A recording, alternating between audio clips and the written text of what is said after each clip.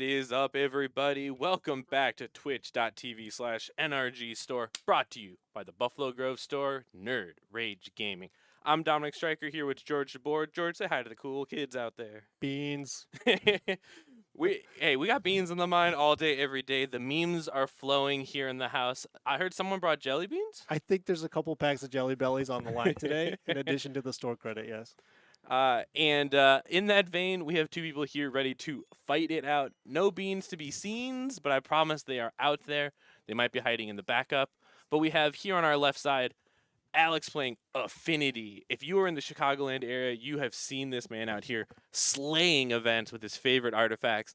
And we have Rich on the right side with mono blue turns. I don't think I've seen, well, I haven't been here a ton recently. Right. But I was going to say, I haven't seen Richard's deck. No, I haven't I either. don't know This is if he's exciting. been here since I've not been here, and we've been two ships passing in the night, but I'm excited to see what mono blue turns really entails. And if it Absolutely. has, well, I guess a lot of people have been playing Time Walks recently, Yeah, whether or not they're a turns deck. Yeah, do you want to talk about the Super League real quick? You been watching this? I didn't get a chance to watch it, but I think I got like 5 or 6 messages saying, Reed Duke is playing Beans Time Walks. And I'm like, oh my God, I'm out of the house. I can't watch. Yeah, for those who didn't catch it earlier today, sponsored by ANZ MTG, Magic Online, Nerd Rage Gaming, Apex Gaming, tons of people come together for the Magic Online Super League. And it's currently a modern format for the league right now. And as you said, Reed Duke out there playing Bant turns, playing Leyline Bindings, Time Warps, Up the Beanstalk. Time Warp's plural. Time Warp 4. Time Warp X4. as many as you can. Even the Miracle one with the big Temporal hourglass. Mastery? Yeah. Actual Time Walk, yes. And then comboing it alongside one Murktide Regent, one Celestial Colonnade, and one Mistveil Plains to put it all back on the bottom to loop forever. I love the way Reed builds his decks Yes. because you hear a lot from Magic players. You can do this, you can't do that, you should do this. And Reed kind of just like, I know what I'm going to do, and I know the heuristics, and Absolutely. I'm Reed Duke, so I'm just going to play 4 Time Walks. And I see it looks like Alex has found a good hand after his mulligan, and we're off for the races. Urza Saga into Spring Leaf Drum. Yeah. Affinity does pretty well on low numbers of cards, at least historically. Right. I'll be honest, this might be a tame start from Affinity. I'm used to being like 4 to 5 game objects into play on turn 1. So that either means Alex has a loosey-goose off the mulligan or these next few turns where the explosions start. I don't think I've seen a real true Affinity deck. Maybe more like Urza Thought Monitor stuff, Yep. 8 cast type things, which this isn't labeled as, but No, it'll I don't be think interesting. it is. Because I've seen Alex going back and forth recently. He's played red versions of Affinity, kind of the 8 blast strat, or the blue version with the 8 cast strategy, like you're saying. So we don't know yet. No colored mana has entered the scene, but Memnite and a Mycosynth Gardens has. Yeah, I mean, this is just a fine start from Alex. You've got the turn 1 Saga, but then you've got a Spring Leaf Drum to go along with it. Oh my! Is that a boomerang? Is it a boomerang? We've gone Serum Visions into Boomerang I'm on the time right side. traveling. That's what these time walks are. We're just going backwards Right? in time. I love this. I played a match next to Alex a few weeks ago at an RCQ, and he was playing against actual factual infect, and I could not tell you what year I thought I was in for a moment. Infect versus Affinity, take me back. Right? Really. Fury who? And Alex was forced to pick up that Mycosynth Gardens, but we're used to seeing the Gardens out of a deck like a Amulet Titan, using it to copy their amulets. I've seen Alex use it to get like 8 copies of Nettlecyst into play. Just keep copying all right. your Nettlecyst or the one that is the true equipment, the black one. Equips for black, but it's like the Cranial big plating. cranial plating, right? Yeah, I've yeah, seen him get like 6 platings in play, 8 Nettlecysts in play, using the actual copies plus these like artifact-based copy effects, like the Mycosynth Gardens. It looks like here we're using our Garden Bounce with the Boomerang, our Saga Sacrifice its own ability. We got to get this drum. We just need mana. We need mana back, yeah. Richard, pretty astute there. Like, it might be tempting to bounce the Saga itself, say, oh man, I got to slow this down, but by bouncing the other land, you save on one construct, and you just get the Saga out of the way. I mean, how bad could it possibly be? And here it's just a Spring Leaf Drum. I mean, it's, all things considered, pretty tame things going on Alex's side of the board for now. Right. People use the word tempo a lot in games of Magic, but I think that's exactly what Richard was trying to do, was just take back that tempo, some of that initiative, not TM initiative, but just the back and forth of the game. As you see Alex putting a big threat in this Patrick Automaton into play, followed by a quick Frogmite and that cranial plating we said before. I take back everything I said like 30 seconds ago. Right, this is the This quick was a turn. explosion. Yes.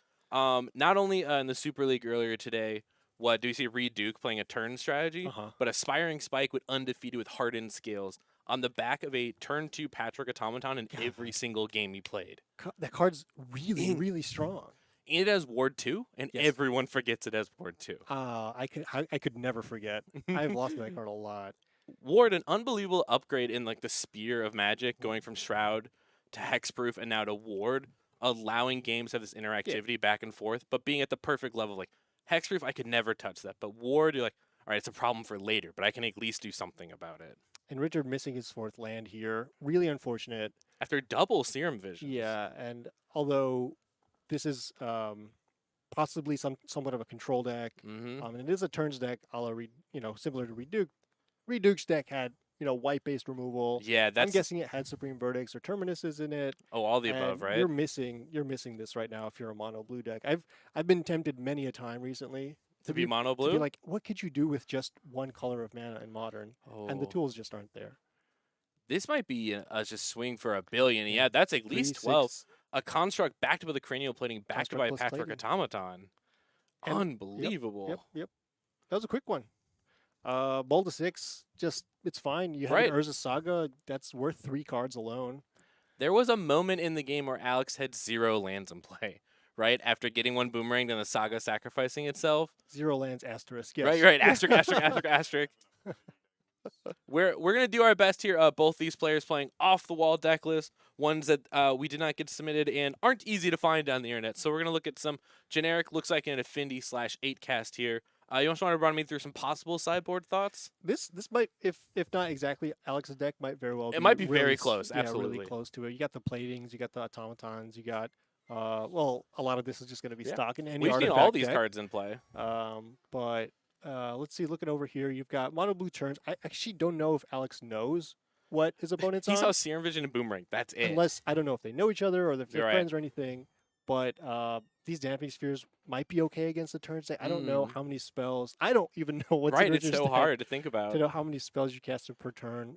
Something like Metallic Rebuke, though. Yeah, but if your opponent just played 3 blue spells, went island, I'm thinking if I have Metallic Rebukes, Mystical Disputes, Force Negations, if I have any blue interaction of any kind in my board, I'm probably going to try to find it. Like that person's trying to cast something. Right, I don't know what it is all yet. I need to do is take care of one thing, maybe 2. Yes. And all I need is 1 counterspell, maybe 2. Hopefully that'll be good. I don't really know that you want to overboard with a deck like Affinity. Absolutely, right? And so, how many things do you want to take out becomes the real question. Maybe you don't even bring in all 4 rebukes if you don't really feel threatened if you're Alex. Because you're looking at your just standard, you have a plan A, don't dilute it too much with sideboarding, right? Whether you're playing Affinity, Infect, Shadowed, Breach, like all of these things that you have a plan A, you have to be so careful when boarding to lose the plan. Alex, a tried and true caster of Memnites, hopefully he won't fall into that trap when trying to figure out their own boarding against a mysterious decked opponent. Yeah, if you're Alex, you saw a bunch of islands, you're going to be like, okay, the card I'm probably worried the most about is something like Dress Down. Oh, yeah. I don't have to worry about Supreme Verdicts. I don't have to worry about temporary lockdowns, Stony Silences. Did your 2, 3, 4, 5 color control opponent just have the worst mana draw?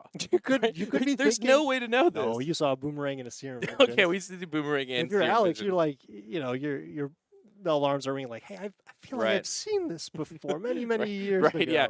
Alex is going back into the tank. Like, did I play against this in 2015? The thing that's standing out to me is in this stock board, at the very top of the sideboard, a card like Haywire Might. I remember a lot of times when you're playing like these very straightforward decks, you always run through like the roulette wheel of things that could kill you. Like, what is a problem out there for you? So when you're bringing up something like Dress Down or maybe something else that they may have like being tucked away, Haywire Might, you just don't know what. No, yeah. And someone who's so dialed in might know what the problem is. Might just be like, I'm not sure what they're doing, but I know what could stop me, and this stops them from stopping. Yeah, you could, if you're trying to take a lot of turns, the One Ring is a great way to fill your hand full of Time Walks to be able to chain them off. Yeah. So if you're Alex thinking, yeah, this Haywire Might's going to be able to snag one of these rings, Yes. Also, has power and toughness. Doesn't matter. Not very different than a Mem Yeah. Knight. And can be found off Urza Saga, Yep. which is never not nothing. Yep. And it looks like they're shuffling it up, so we're gonna pop back in here. They're already getting ready to jam. Oh, a riffle shuffle live on camera. Of Now, I'm not rooting against Alex, but I course would not. like to see more of Richard's deck this game. Oh, and I think Richard would also like to see more of Yes. Richard's deck, and Alex wants to see none of it. That's Right. that's Yeah. the game of Magic. I was like, I saw enough. That was Yeah. fine. I'll do that again. I have found with our local Magic community, we're all very friendly. Yeah. Kind of like I love seeing people and seeing them do well. Yeah. Unless you're sitting across the table from me, then all of that disappears. And Alex, I feel kind of has the same demeanor a lot. Very nice, very good, friendly guy. But when he is your opponent, he is here to put you in the dirt. He's making these 8-8, 10-10s, 20-20s, just not messing around. It's a competition. Of course, we're all here to compete. And sometimes it's easy to forget, like, you are surrounded by friends, you are in this nice environment, but we're battling. Right. So, it's okay to turn it up sometimes. Oh, this is the spot. After the round, give him the handshake, go get a drink, no Yeah, problem. But right now, it's game time. Yeah. Now we see we're picking up, looks to be these 7s. Richard has not been an emotive player, but we're off for the races. Island in play. And no cantrip to start on turn 1. We did double Serum Visions in the first game. Do they Are these matching islands? They are. They look like it. Okay, they're friends. They know. I think they're both Mirrodin masters. Okay. Right? This looks like OG Mirrodin. This is great. Yeah. I have confirmation from the booth. These are OG Mirrodin, and these gents don't know each other. That's amazing. I'm sure they had a chat about it when they both sat down. The Spider-Man emoji as Yeah. you both play the same island. Yeah. But yeah, I mean, Richard with no, like you said, no turn 1 play, probably just had a good hand and turn 2 Howling Mine. This is old school turns. Oh, where yeah. You're just trying to draw as many cards as possible. Hopefully, maybe backed up by the One Ring. Yeah. That's a great way to draw cards. Yeah. And you take turns with the One Ring. You just, Jeez. draw 1, then 2, then 3. But here's that patchwork. On turn 2.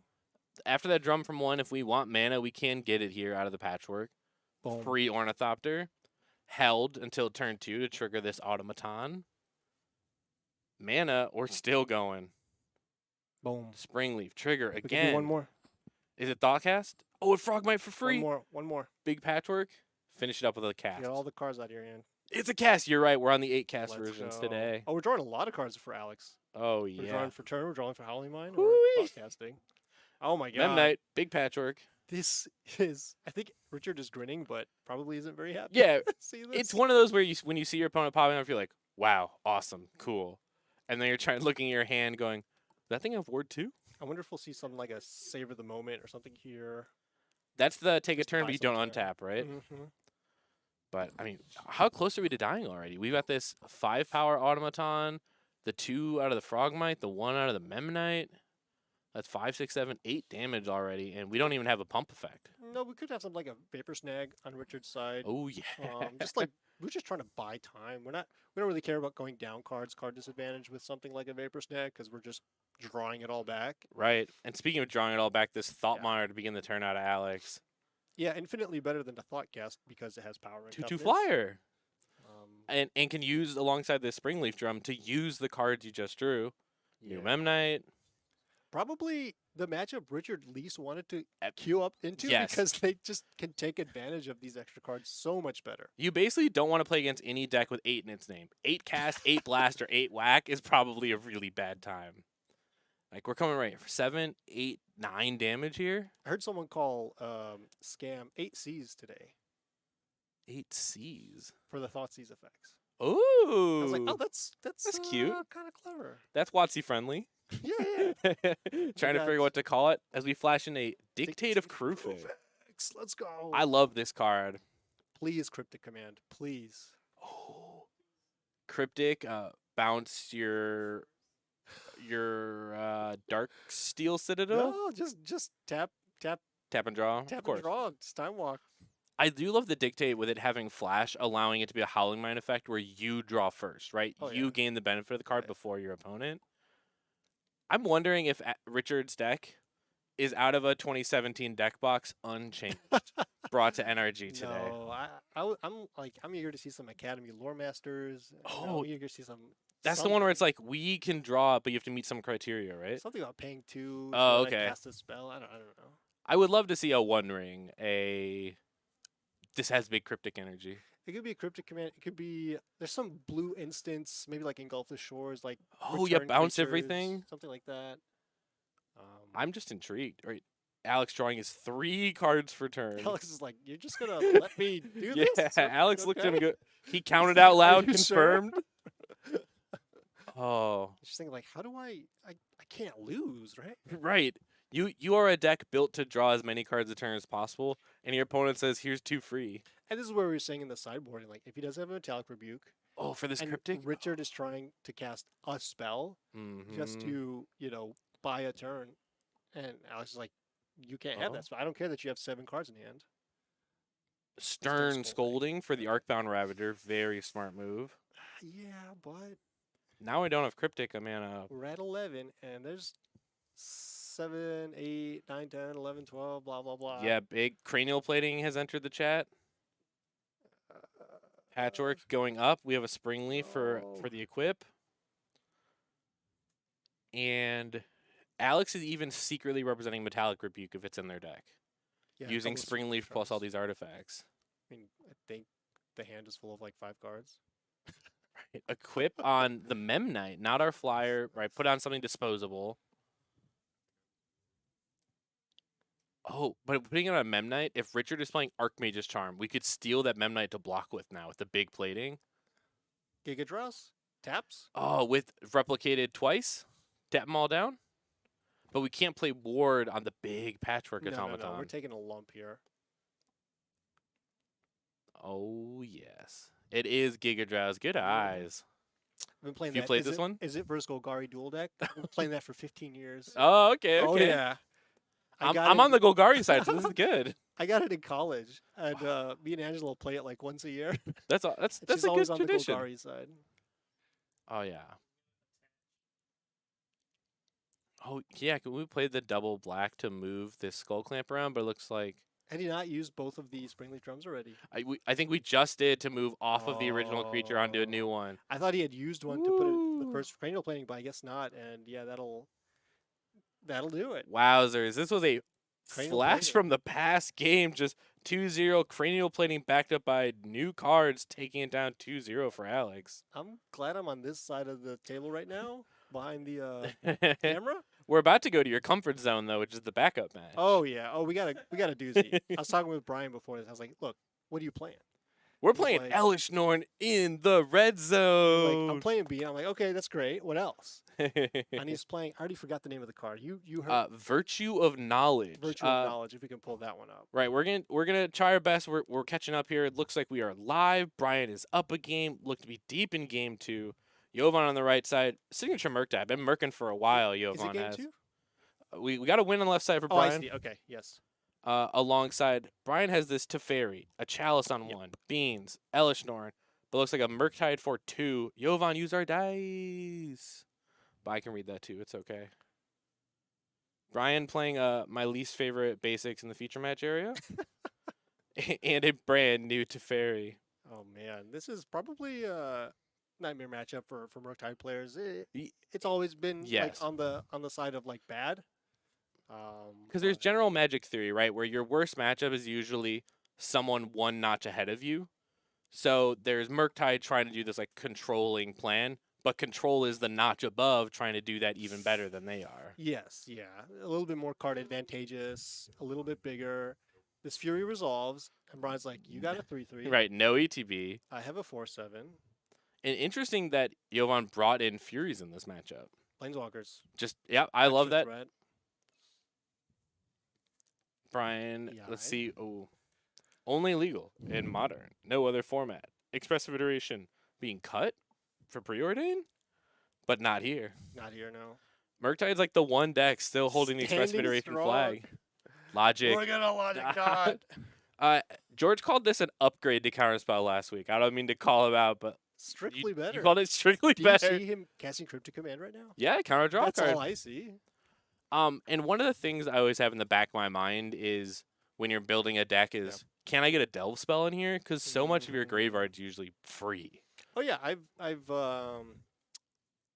the people I've been brewing with, people toss me Hmm. around ideas. There've been a lot of Dell spells that have been To brought get up to the in beans. conversation, and yeah, they're not all great. I mean, I'm thinking like Murderous Cut, Yep, Logic Knot, Logic Knot's up there. Magmatic Sinkhole has been being brought up a lot lately.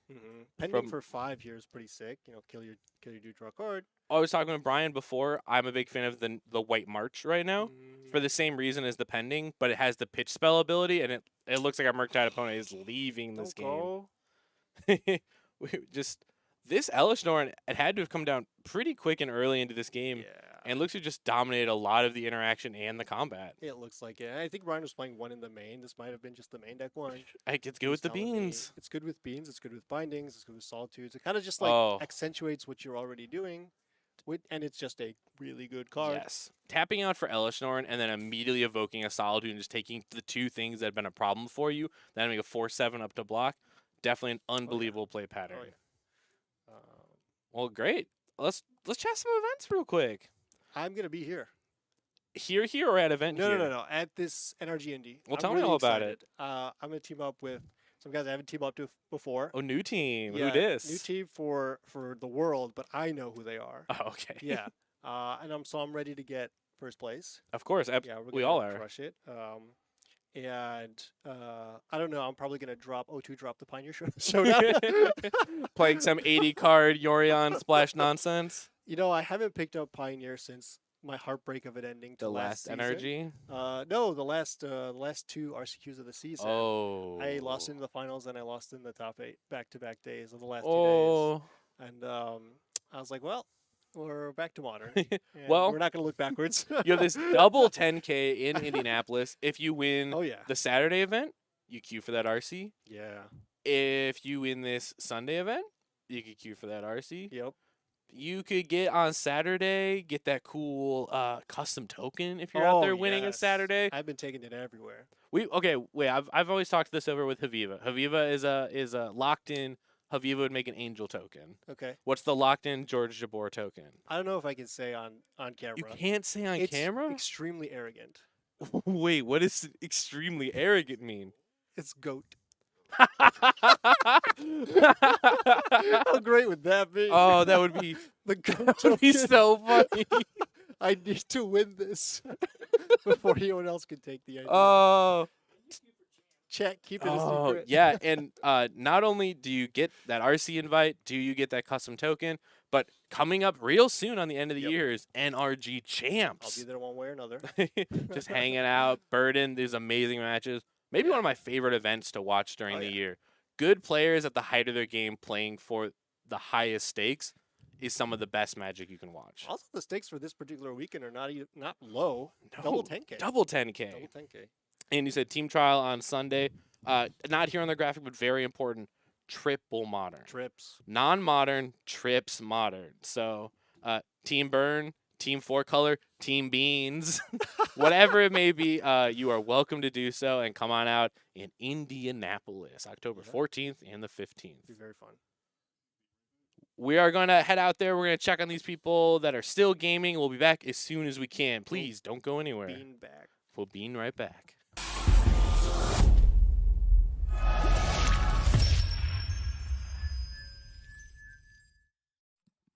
Hello, everybody, and welcome back to Lightning Fast Magic the Gathering here with Rakdos Elementals versus Gorios, and we are already deep in this game. A Jeez. grief has resolved, seemingly, I think, on Ray's side, snatching the grief from Marty and then being ephemerated, just tearing apart. How does it feel? Right, exactly. I was trying to find the best way to say it. How does it feel? Oh. Dang. That's really funny. Our directors, we were getting all this set up, said this match should be fast, and I was saying it's just whoever can do their thing first. But it looks like Ray decided to do Marty's thing for him, leaving them with double Fable and a couple of lands, alongside Ray just setting up their mana and being able to just move forward, knowing they have tons of times to get set up here. It's almost like playing a mirror, but the Gorio's deck has such a bigger endgame. What is it that brought the grief back? I see a Tainted Indulgence, a land. It was ephemerate, Ephemerate. and Okay. then the ephemerate just rebounded. So we've taken this Yes. terminate, this bowmaster, and this grief from Marty. Right. It looked like a prismatic ending to me. I used those Oh, old because it's borders. the old border Yeah. ephemerate, of course. And It's the ephemerate with the raised big deck lion on probably. it. Yeah, yeah. That's a good ephemerate. That's a good one. But yeah, took the bowmaster, the terminate, And a grief. and a grief. So took this all away from him. Jeez. Marty was the one. I think I said last round. I was like, someone wanted to call it 8Cs. Oh, is that Marty? It was Marty. Yeah. And it looks like Marty was on the play, but without an undying effect. Yeah. Packed it back to Ray, and Ray showed him how it was done. And Ray's leftovers looks to be grief, solitude, and one unknown. Is it a land? I think it's a tainted indulgence. Oh, that's pretty good. It's pretty good. Hooey. You gotta find something here. If it's a spell, it's great. If it's a land, you get to grief. Right. Yeah. grief Marty This for all tainted he's indulgence. worth. We're digging, like you said, for a land or just a spell of some kind. Important to know about Ray's deck is you see it looks like he has perfect mana, but he draws this Fable, revealing there is a fourth color and not the mana set up for it. Yeah, I yet. take it back what I was saying. I was like, oh, anything's Oh. probably good here, but We can just bin it. We can't cast it. Get it out of here. FM? Oh, Okay, all right, we did it. Time to just go nuts. Yep. I love this Gorio's deck. It's so it feels like taking a small iteration on the scam shell. I remember when Grief first started, Grief Ephemerate was the original boogeyman. Yeah. And the life totals are a little bit behind here, but yeah, it looks like Marty's at 12, taking a couple hits. We're lightning fast. We're all trying to catch up here. Yeah, Grief Ephemerate. We're like, oh my god. Yeah. Modern Horizons 2 just broke the format in Yes. half. And then everyone kind of moved away from Grief for a little bit. Grief was just a living end tool, but now it is fully back in the limelight. Kind of full circle. Oh yeah. As everyone did some focusing on solitude, finding out that endurance is just such a good card in general. Now people are just understanding that these 5 elementals are top tier cards, all the way down to subtlety. There's no bad elemental. Yeah, Solitude was the most expensive, and you know, kind of like, oh, it's the strongest one. It has flash and it exiles and has lifelink, and at this point you're like, Restores to closure. People are playing like 3 Yeah. now. It's just so hard, but it being backed up by cards like Leyline Binding just allows white to still just be such a powerhouse of a color. Yes and no. I don't know. I'm not. I don't know. We'll talk about it later. Yeah, there's always a lot to talk about. As we see, Marty did get a value piece here in this Castle Lochthwain. Get him back into it. Get some cards back, but it's gonna cost him life to activate. And staring on a 2-turn clock. Take these hits from the Griefs because he's only got 1 creature. Oh, and we know that Ray has Ephemerate Solitude in hand, which means we have an answer to Marty's creature. He has a third Ephemerate. You mean? Oh, do we use Because he cast it on the Grief. Oh, just second keep Grief, taking apart yeah. Marty's hand. Oh, it's a Goryo's. Okay. Remember, Goryo's can only target legends, which always gets people. No legend in the bin just yet. Yeah. But if an Atraxa decides to show up, and when a deck strategy like the Rakdos Evoke deck tries to take your cards away, Atraxa just buries you and taking them back. Yeah, that's very true. Even if Marty were able to get some gears turning, it's not the end all be all in this No. type of matchup. But it looks like he's going to be able to block. He's got Yeah, these goblins 3 are on blocking creatures. duty. but backs against the wall. Yeah. And I think Ray might have drawn a white card. It is a bad habit we all have. We flick these cards so fast. It's a Teferi. Ooh, So- that's a really good one. We could remove the Fable proper, force Marty to double block. He'll take 3 but have gained 2. So Marty be at 5 with no creatures in play. Well, I think you can Teferi a Just token, bounce- Yeah. and then when he double blocks, you just kill the reflection Yeah. straight up. I just didn't want to. I guess we would lose the grief no matter what happens Bounce here. the other token. Oh, okay. We just drew a Solitude anyway, Oh. which And brings now you Marty can't- up to 8. Now it's important here. Marty not truly dead because he will have Yeah. gained the life, but so far behind already, and we're already square through game 1. Yeah, here. dead and done playing are 2 very different things. Yeah, of course, right?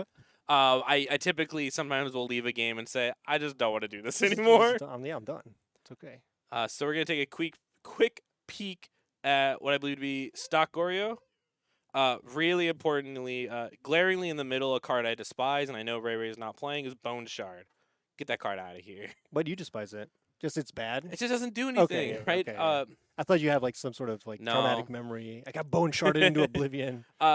But most of the rest of this deck Yeah. is things we're looking at. But consider those bone shards to be Fable of the Mirror Breakers. Not consider preordain. But we have Fable of the Mirror Breakers, and I believe a full 5-color mana base setup for Leyline Binding is kind Makes of a lot of sense. the subtle differences. But things out of the board here, looking just generically at this Gorio's. Teferi, now Blossoming Calm, maybe, but we're on the draw, which I don't recommend a Right. Blossoming Calm. Flusters, Prismatic Ending? I bring those in. On a Sure. draw against the Ragavan deck. Break the Ice? It's fine. Hollowed Moonlight beats the Scam Plan, right? Yeah, but I'm not bringing it Barely. in. It's just. And Chalice, if you ever get to a Chalice, it's far too late. I think, again, you don't want to overboard. I mean, you take out the 4 forces, and you can start there and bring in 4 endings. You could take out the 2 bone shards if you really, Yeah, get him out of here. But yeah, if he is playing the main deck Force of Negation, you don't want those. You could even trim some Teferis. Those aren't great. I agree that against Teferi Scam. is lackluster. Teferi still has like a high floor because it's Teferi Time Raveler. Yes. But against Scam, it just doesn't do much. Right. I always recommend with these cards, like Yeah. Blossoming Calm and Veil of Summer specifically, they're so much better when you're on the play. So you can get your mana source and respond. You're not going to be able to do this specifically in this game because you won game 1 and you're on the draw, but may still be worth it because they're not only seizing you on turn 1, they're going to try to thought seize you the whole game. They're going to try to Bowmaster you. Like, there are going to be spots for a Blossoming Calm effect to come up. Yeah, you can bring in a couple of those. It's no problem, but don't like it's not the end all be all. Right, absolutely. And this is the stock of red black in any way that you want to shake it out. I've seen cards like our top here, Hitotsugu Consumes All. Really importantly, it hits graveyards. So if you know that you're up against this full Gorio strategy, you know that that's going to be important. Hits graveyards slowly. Yes. So. We're also up against Magus the Moon. Not quite, but if you think your opponent's being greedy and you want to shave some cards, moon effects are available 5 to you. colors. Yeah, but we only saw the Esper mana, but we did see a Fable discard. But we know. A card like Phyrexian Metamorph, if we do have it, I kind of like it because it just becomes the big monster our opponent's playing. Shields of the Apocalypse, possibly, if we're looking at a little grind. Fatal Push, not so much. Not going to be a lot of targets for stuff like that, but just gonna try what we can to recognize, as I was saying in the first match, it's hard when someone's slightly bigger than you, and the Gorio deck is slightly bigger than the Rakdos deck. I think the Rakdos definitely can get underneath it, and here's a thought Starts here. already. Off to the races. I don't know if Marty was hoping for a tournament Ragavan versus what he has here. Okay, so we're looking at double in 2 Philagis, Purge, a Croxon Kunaros, Celestial Purge, and Solitude. I think Marty has to tag this Purge. It's going to make things so difficult for him. Yeah, it's going to buy Ray a lot of time, and he's got this Blood Moon in hand that he wants to just sit there.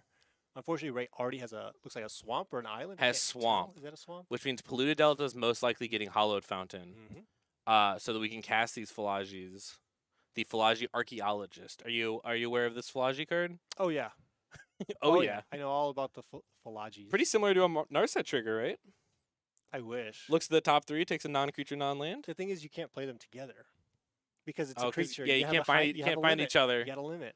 But really good in this deck because the leftovers go into the graveyard. So allows a strategy like this to dig for its namesake Gorio's card while binning the big threat, while having an 0/3/1/4 blocker for cards like Ragavans. I mean, we're seeing this Archaeologist. We're kind of one step away from bringing back Augur Bolas Resto Angel, right? I mean, come on, we're on that path. I love Restoration Angel. I registered going. that card alongside Solitude pretty recently. Isn't that sick? Yes. As we see this preordained seeing Godless Shrine Grief, it's going to be really tempting to take both of these cards, basically, but another shock may run right into this Blood Moon. The Grief is, I'm concerned about it. The one thing you have to discard here is your Croxa. Yes. What's the other? Croxon Kunaros. No. Yeah. Sure. I guess he just doesn't care. He's like, Right. I don't need this one. So let's just get it. Let's get this Grief over with. The Croxon Kunaros taking the spot of the Grizzlebrand, but allowing to be both the card that pitches to Solitude and Grief. Yep. Checking out Marty's hand, what are your thoughts? Well, Ray's kind of torn here because he knows on top he has a Godless Shrine. Left that shrine. And on the other hand, there is this Hearse here, which is like, I could probably never actually beat this. Yeah, and it's hard to beat this Terminate, too. right? Yeah. Because if we try to get a big threat into play, they might just get rid of it. But Marty, unless his hidden card is like a Bowmaster, Mm-hmm. a lot. I mean, Ray has a lot of time. Yeah. He's got a Blood Moon and a Terminate to face down. And if you terminate, an Atraxa, like. Marty debating on this fetch tells me we don't have third land yet. Mm-hmm. Because, there's kind of the old adage of like, if you break your fetch, there's one less land in the deck for you to naturally draw. But it might just be more worthwhile to have your mana set up to play whatever you do draw and then allow yourself the possibility to get to 3, get to Blood Moon. But we also might end up in an odd scenario where if Marty draws, say, a Blood Crypt, might kind of be locked on our own Blood Moon. So we have to be really careful with our mana and our choices. And it looks like, I think he may have drawn a Thoughtseize. Oh, one of the 8 seizes, if you will. Oh, he did That have was the a third martial land. lad, yeah, He did okay. have the third land. And it's a third land that will find us our second swamp. We're getting that Fable out of here. Interestingly, because the Fable is a card that can play through the Blood Moon. Mm-hmm. It is. If that's your plan, you want to cast that. You got to think a step or two ahead, Right. and you've got the information, so you can make that call. But Ray's the one with creatures here. Although Falaji, the They're first one's at 0-3s. 0-3, Yeah. and This you're one's gonna going to take a get the preordain. It's gonna stay in 0-3. Again, these are gonna buy a lot of time if Marty still has Yeah. Ragavans. If Marty draws a Ragavan, these buy tons of time. Oh, yeah, Send send a the message. Ray is a chipper guy. I've been a big fan of chatting up with him Yeah. between rounds, and he just proved that with the 0-3 beat. Oh yeah. Having a hand of Solitude, Preordain, and one unknown, Marty getting that second swamp, fully set up for Blood Moon, but doesn't have anything to back up having this Blood Moon right now. And like I said, Ray's got a lot of time because Marty has no pressure. But as soon as Marty does play this Blood Moon, if Ray doesn't have an answer to it, Marty then has a lot of time to catch up. Yeah, and we have the third swamp. Okay. And we know Ray is currently without a Fable, so our best card to help us play through this. Oh, I don't know about that, Ray. Yeah, you want to keep one to play against Ragavans, but I get it. sometimes the memes are too good. You got to get in there. Oh, Marty's full back, full thinking. Second moon. Ray getting paid off for not having taken the first moon. Right. But interestingly, we saw that Ray brought in Celestial Purge, which is most likely their answers to these Blood Moons, Yeah. but no white mana to play our answer. No, and it's got to be playing one planes if anything. Yeah, no. Yep, there's the Ray understands. There's the punish. Okay, we do have to end up solituding this. Solitude pitching, amending. I don't know if you had to do that, but Some people are so scared of the monkey. yeah. I think the only reason I would be scared is scared of Ragvan taking my planes, but we just have to run that Ray's risk. not sending anymore. No. Ray saw the errors of their ways. Yeah. It's so hard because our basic is Swamp. Yeah. Swamp alone only cast Gorios. But, we do have an Atrax in there. Okay, Gorios is an out to find, and Atrax itself can dig us 10 deep for our basics. It can help. It can definitely help find them. Oh, Or yes. Or more fables. Yeah. Oh, yes. If it finds a land Fable, we're right back into this game. So we're on the hunt for a Gorio, which we could play in Marty's end step, so we can even be disguising if it's around. But if it's Griefin time, Let's see what you're working with, Ray. another Atraxa, Ephemerate, Solitude, and Leyline of the Void. Just a little late. But I always talk about how I like having Leylines in decks that can actually cast them in the mid game. Ray, without this moon, would actually have had access to that black mana and could have allowed just kind of like some mid-range interactivity. But here we are, full hand of uncastables. These 0-3s most likely just going to absorb some damage from the grief. At some point, yeah. But Marty's going to be able to get in for some damage for a couple of turns here. Wow, unknown card with Solitude? Yep. Okay. But Thoughtseize bug. right, we've all been there. Marty was still 3 unknowns alongside that Terminate. Has not needed to use it because we haven't gone big yet on Ray's side. He's playing like 3-card Monty over there with those 3 hidden cards. Kind of just moving them around. Hard to cast this Ragvan because it's sure not dashing anymore. Ray learned the errors of the ways, and Was that a ley line that Marty drew? Marty can cast his. What's behind door number 3? Yeah, truly, Like, Marty, I just pick forgot. him up. Yeah, truly just start mixing them around. Yes, there it is. Ooh, that's big. Unbelievably important here. Not only is this a card we can play through the moon, Yep. it's a card that can allow us to dig towards Gorio, Yep. and the Goblin, which most likely be terminated, could have been access to more colored mana. Didn't get terminated. Oh. Interesting. That says maybe Marty has a Bolt or something that's more accessible for doing this? Could be off his radar. The effect of what the mana can do here. Yeah. And the cascading that it can do. Because Fable can truly just like break him out of this. Bowmaster in response. Remember, what's really important about Fable is you get to choose upon resolution if you drop any and draw up. So now Ray is offered the decision to not go for it. Marty, very importantly, targets the Goblin Shaman for the first point of damage. So if Ray tries to draw at all, we're going to lose our Shaman. And Marty's basically playing face up. He's like, look, I'm going to kill your Goblin Shaman. I'm sure going to if you draw try. these cards. So now Ray gets to make the best decision that Ray can make. Right. So I was like, okay, if these cards are worth it for me, this Goblin Shaman's not They going to are. get me anywhere. Bidding Leyline Atraxa makes sense, right? Those are two cards that we are not going to be getting towards anytime soon. We are on the hunt for Goryo's Vengeance. Celestial Purge land. What land was it? I think it was a Scalding Tarn. Oh. We're getting deeper, though. Yeah. 2 more cards. That's the hardest part, right? There's 4 Gorios in there somewhere. This Fable's going to flip. I'm going to start making some reflecting Philagis. these Philagis, digging deeper and deeper towards Gorio. Yes. I've seen there's kind of some back and forth between decks playing the Philagis, playing the full 8 of the looting cards. Some people playing cards like Shadow Prophecy or more Fables. But Philagi is the one that leans the most into having Ephemerate in your deck. And this backside of Fable. I like it. Didn't I like even it a lot. think about the backside. It's like a card that's printed perfectly for a reanimate. For exactly, reanimator yeah. deck. It's kind of like how I love playing Satyr Wayfinder and self-mill decks. It just does literally everything. This does the same thing, where it's just this 2-drop that does just enough to do all the pieces that you need. Fable flip. Flipping. Marty does have a Terminate that he's reserved for a couple turns here. And I wonder if Marty is holding that for fear of an Atraxa coming in at some point off of Gorio. Could be, yeah. Try to attack through a lifelinker. That's that big. You don't. And I think it's really important that if it does come to that, but yeah, we gotta get this Fable out of here. You know, like you were saying, this would allow them to dig pretty deep. And 13 life, he's gonna be taking at least 3 a turn, for a while here from this Orc army. Interesting, just forcing Ray to have to make the blocks, allowing your army to get through. Makes sense. Looks like 4 non-lands for Marty. Oh, it's go time. Oh. We just used the Terminate.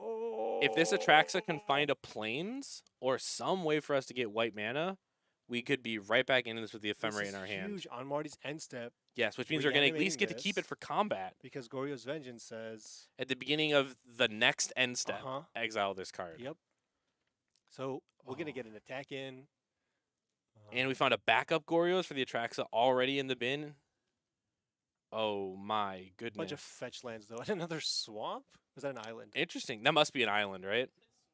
They look the same. No, that's different. That's an island. I've seen you put that into play, George. Yeah. That one's the island. That's why I thought the first swamp was an island. Yeah. Just a giant planet. Finding new Atraxa. We found a Goryo's. Wow. Just no enchantment to find, no sorcery to find. You know, That's okay. We have feature match dice. We're going to have feature match basic lands soon. Make everybody swap them out. Yeah, we're going to do a basic land check before every match. Make them play the basic land game for the good ones. Interestingly, too. Yeah?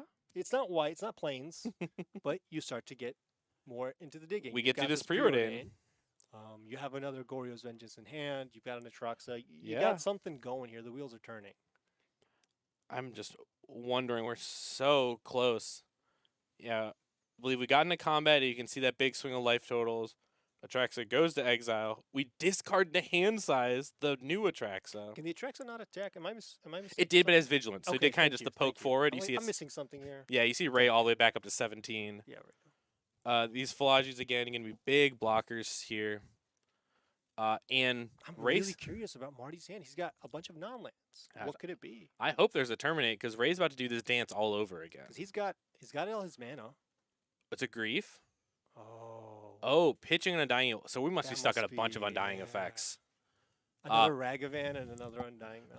Ray's going to go for it now because when your Atraxa draws 4 or 5 cards, you're not going to care anymore which one Grief takes from No, you. you mentioned that at the beginning, I think, of this game or the first game where Marty's got to have a little bit more speed than Yeah. it's shown. That's the hard part, right? Unfortunate. People always say this about Blood Moon. Like our friends over the dive down were like, you Mhm. need to have the hammer, but you need to apply pressure as well. You can't just have Blood Moon. You got to put the game away. Mhm. And it looks like we just had too much time. That's going to allow Ray to try to scrape back in. Yeah, I thought with the Blood Moon, Marty was going to be able to buy enough time to climb back in, but if it weren't for these Philogis, Ray would be dead. Oh yeah, these have put in so much work Yes. for specifically blocking Ragavan. Yep. Like this is a part of their job. I think it's blocked Ragavan Bowmaster 3 turns Yeah. now. The only damage Ray has take is from memeing and attacking with a Philology, right? Yes. So And the lesson was learned quickly. yeah, these things have not turned sideways since. We picked up Fable, Gorio, Grief, Preordained, Fetch, and now you're gonna show your hand to your opponent. Like, sure, take whatever. And now this attracts as a really, really big blocker that Ray or Marty's not going to combat at all now. Yeah.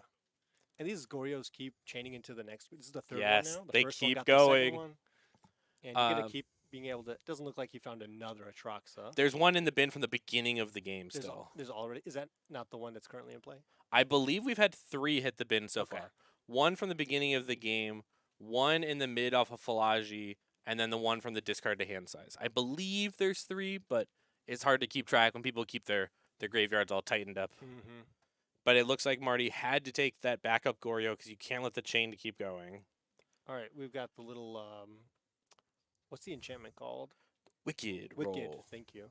Got a little wicked roll on the grief. Giving +1/+1, and when this aura leaves, your opponent loses 1 life. It's each opponent, right? I think it's each, yeah, for the commander Mhm. folks out there. Also, very importantly, it doesn't allow you to veil or blossoming calm or something through it. It's going to get you no matter what.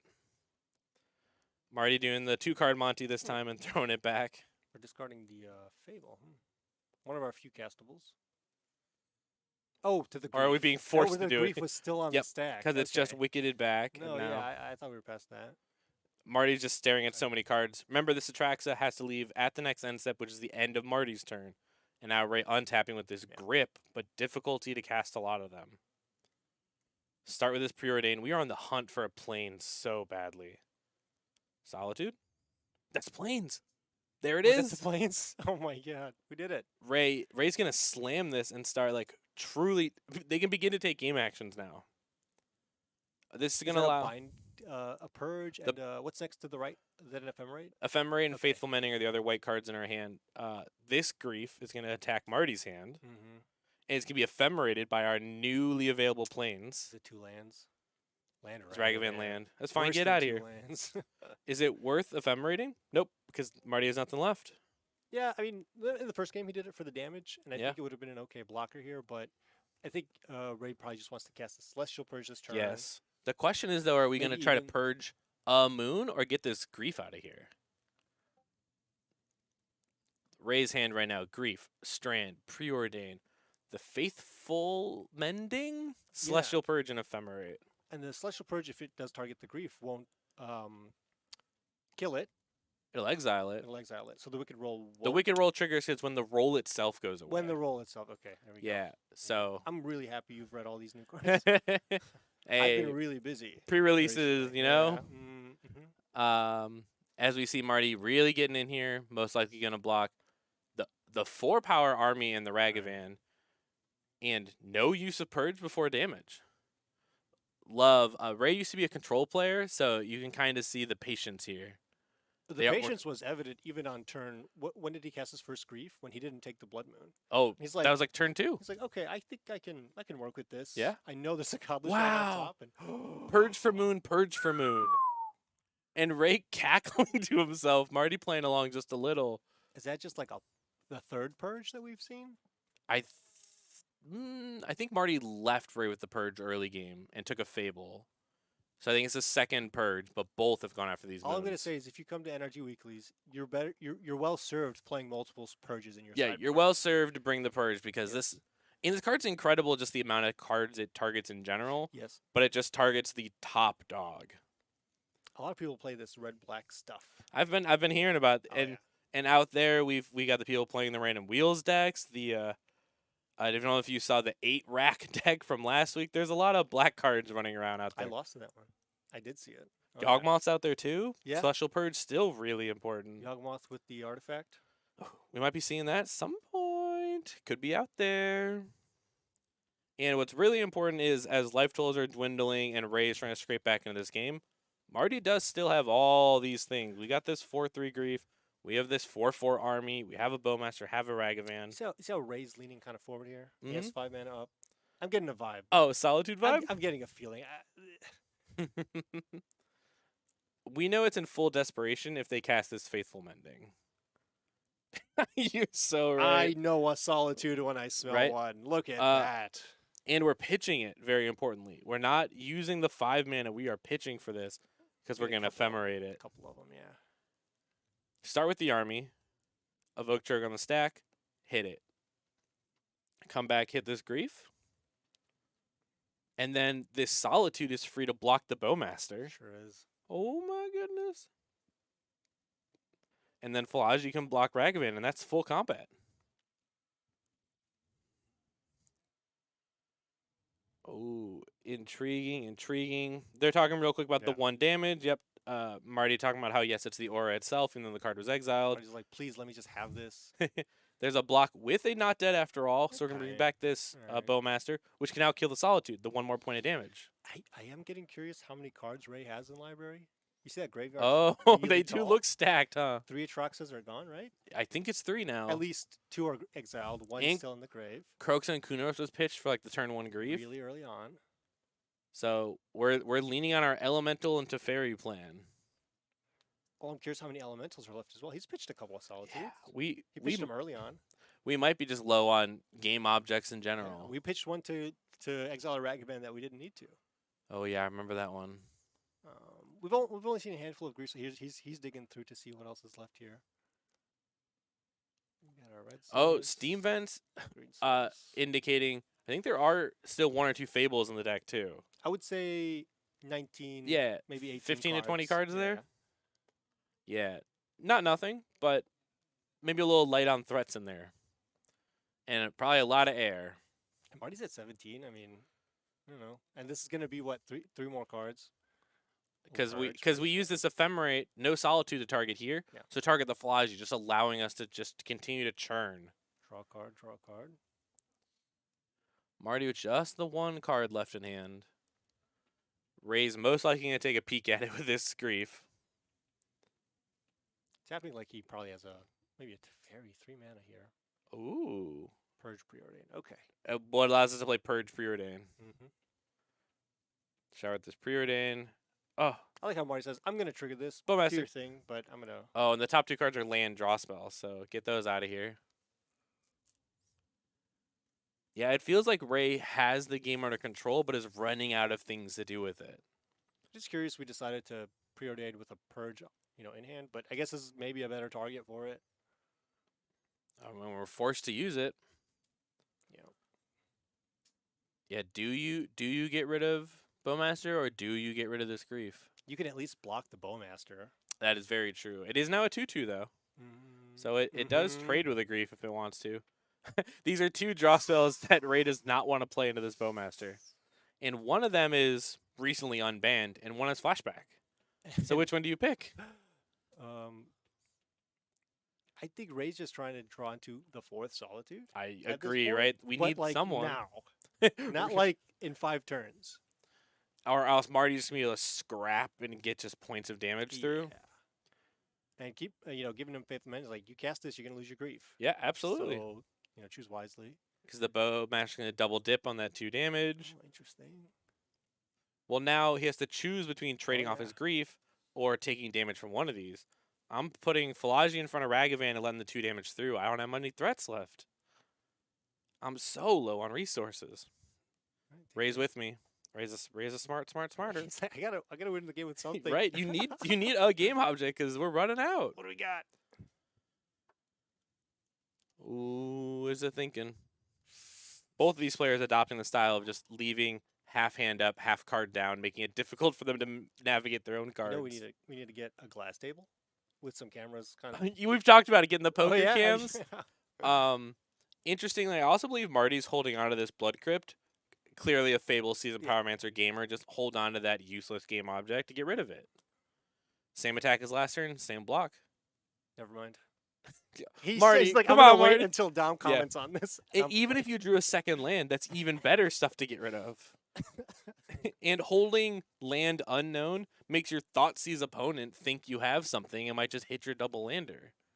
It could be faking that. Oh man, I just drew a second land. I'm playing my other one, but actually has something. Could be leveling the level to level. He's a smart guy. It's he's trading a smart turn. cookie. Oh, we drew Ephemerate. We can get blown out. Marty, a a bolt, Ragavan? terminate, push, anything? I don't think he leveled him. I think it was a land. Oh no. Classic Magic thinking, right? When you draw the second land, you can play the first one back out. It was a backup Ragavan and a new Blood Crypt. Well, we're back to where we started. A grief Yep. on the table, a blood crypt in hand. New Ephemerate. I think we hit Philology, right? We have to find. Oh, but that won't hit the Solitude. Okay, we didn't. Okay. He's like, I need the cards in library. Smart. And Grief off the top. Ooh. We are assembling our menacing 3/2s. If there's enough cards in library for him to attack enough times through Yeah. these creatures on board. Yeah. Yeah, Marty's not making it easy just because everything is 2 power. It's like, you have to block. Yeah, very, very smart just to push the pressure, making your opponent have to block you.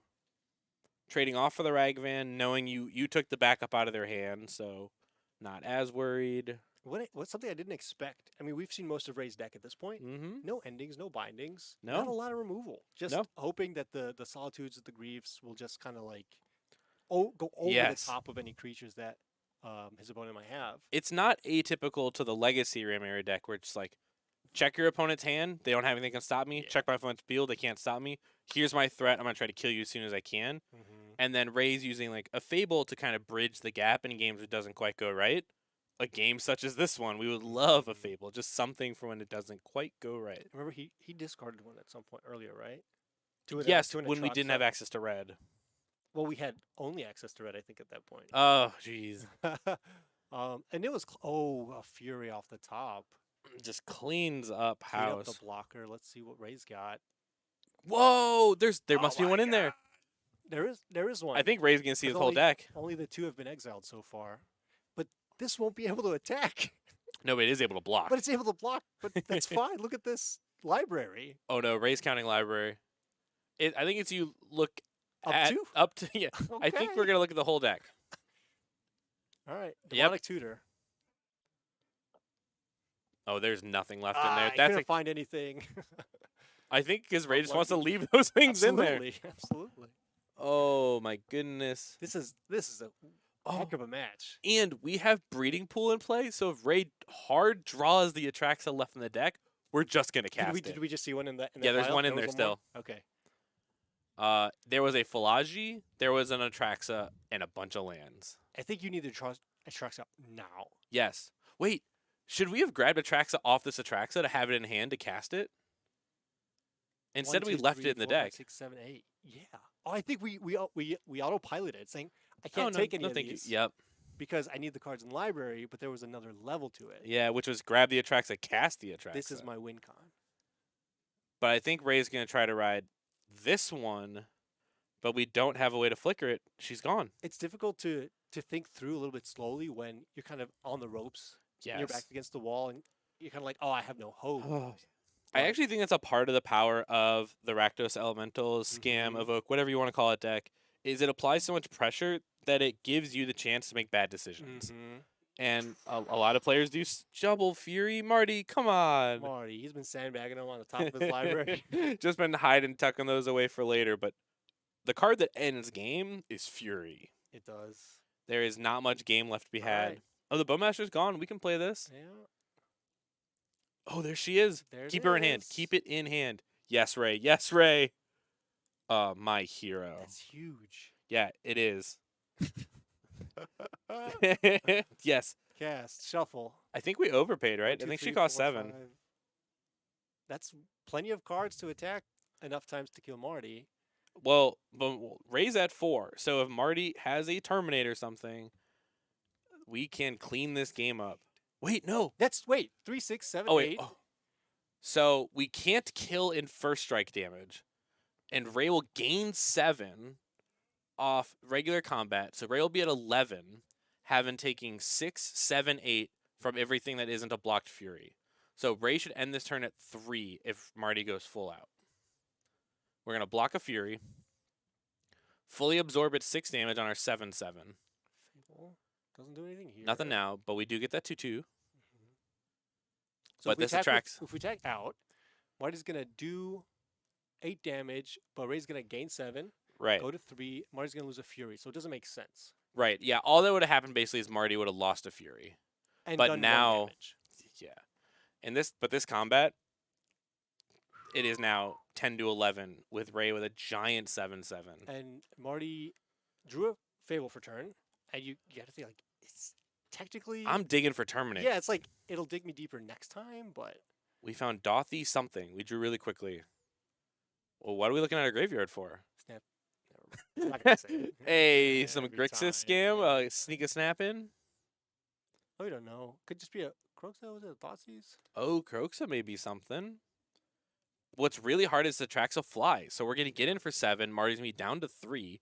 We're going to be Mhm. up to 18. Atraxa might be one of my all-time favorite cards. I think also if Marty had 1 extra turn when this Fable flips in was- combat, it was block over. the Fury, and you can flicker the other one, or copy the other one to Yeah. kill the Atraxa, but there just might not be enough time. in Right. this game. Remember, Ray got kind of lucky that we drew the Atraxa off the top. But if we grabbed Atraxa with Atraxa, it would be in the same spot. Yeah. So And chat. Dom did air quotes there with kind of lucky. Just, we Right. don't actually think Ray there's wants not a that lot of here, deck but yeah, left, yeah. right? Yeah.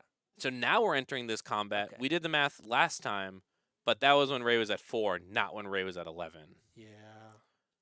I'm really worried about eating up a Fury because Lightning Bolt exists and could kill my Atraxa because there's 6 damage from this Fury.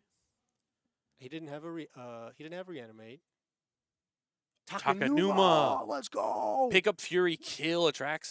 That's not just a land. That's so good. I love the Takenuma. I played this a lot in the Cabal Coffers deck. Ooh, Bowmaster kill what? Atraxa. Atraxa Okay, got 6 damage okay. on her. And there's just Wowzers! nothing. Ooh, That's it. Wow, an incredible Takenuma. We get What to a we get a game strange 3 out of game. this. So good. Yeah, it was back and forth in unexpected ways. It was back and forth. Gentlemen, thank you for putting on such a good showing. I'm pretty pumped to go to a game number 3 here. Man, Blood Moon. Oh, Ray's got no chance. Oh my God, he got out from another Blood Moons. Marty's Yeah. dead. Oh my God, Marty's got the board advantage. Oh my God, Ray cast the Traxa. And there's Hey. no cards left in library. He's dead. I think this just kind of proves the concept, right? You need to back your Blood Moon up with pressure. Yes. Marty gave all the time in the world. Ray scraped and scraped and scraped, and Marty, with his final grasp, gets that Takenuma and just cleans everything up. Unbelievable. Yeah. Checking real quick, round timer, just over 10 minutes remaining on the clock. These decks, even though game 2 didn't seem like it, both are pretty quick if they want to be. Yeah. And I the mean- Gorio deck on the play.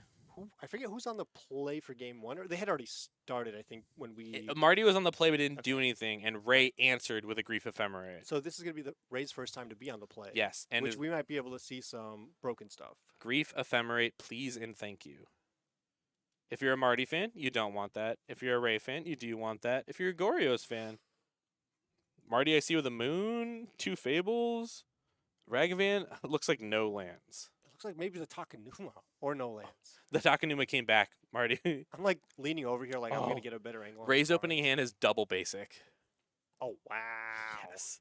I believe it's either Plains Island or Plains Swamp, but the Plains is the important one. Allowing access to Purge. It'll be interesting is a reanimator deck with a little bit more of the new cycler synergy.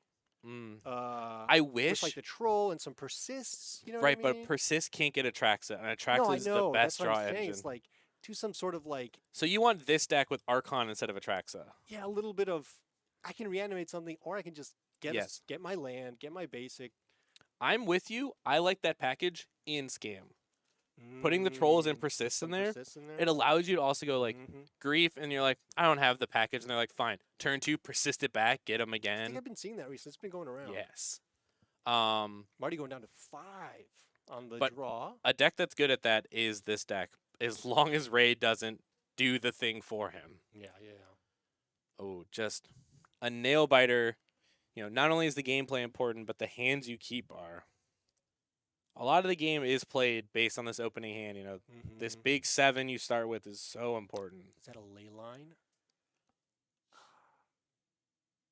Interesting. The Celestial Purges out array hit Leyline of the Void as well. Yeah. What's that? It's the new. Not dead after Not all. dead after all. Well, We'll see. But those Undying effects coming up really big for Marty and keeping this 5. Is Ray going to do the classic Thoughtseize thing of strip your hand after you keep it? This is Island and a Preordain. Celestial Purge. Purge good. Purge Just unbelievably important. Hits every single card in Marty's deck. And he's going to be able to get in under anything that comes down. Yes. As long as we can get a white source, we could respond to a moon by floating a white and purging it. But of course we could keep it. We have to keep a grief double, not dead after all hand. Yeah, did he have the scam and then he drew a Bowmaster for turn? So I mean, this is a very playable 5. I'm taking that purge, right? Leaving your opponent with Fable, Ephemerate, Gorios. Just no targets for 2 of these spells and a Fable to possibly claw in. But our opponent has to fetch up a red source. Was that the purge that from the Preordain? Yes. Okay. So there's not like a second one on top. Oh, I understand. No, I think that is the one from it. We scam and take the Gorios. We're left with Fable, Ephemerate, nothing to Ephemerate. I mean, Marty's maybe thinking that Fable's a few turns off. Yep. That's good. Leyline of the Void, get that out of here. I've and Atraxa. I've got this Bowmaster. That's going to get in for a few damage. The Fable might just be too slow. Yes. So I think he's hoping. And this is what I was talking about, where the Rakdos deck is good at mulliganing. Found the thing, did the thing, paid off. Just stripped Ray's hands completely. Did Ray top? Because he's fetching. So only one of them mattered, and then we're using this fetch. I think that's what they might be laughing about. To find a black-red source, Blood Crypt? Oh, Hallowed Fountain. Okay, not looking to cast this Fable just yet. Feels like a Preordain. Yeah. And just our 3rd Preordain of the game already? With this fetch, no black mana, no red mana. Correct. Red, thankfully, unlocked if we get Blood Moon, right? Sure. You're right, it is another Preordain. Philagi in Land-Defined Swamp. So take land, float Philagi. Bottom land. No interest in that swamp. I think it's hard. You need to find cards that actually do something. Fair. Very fair.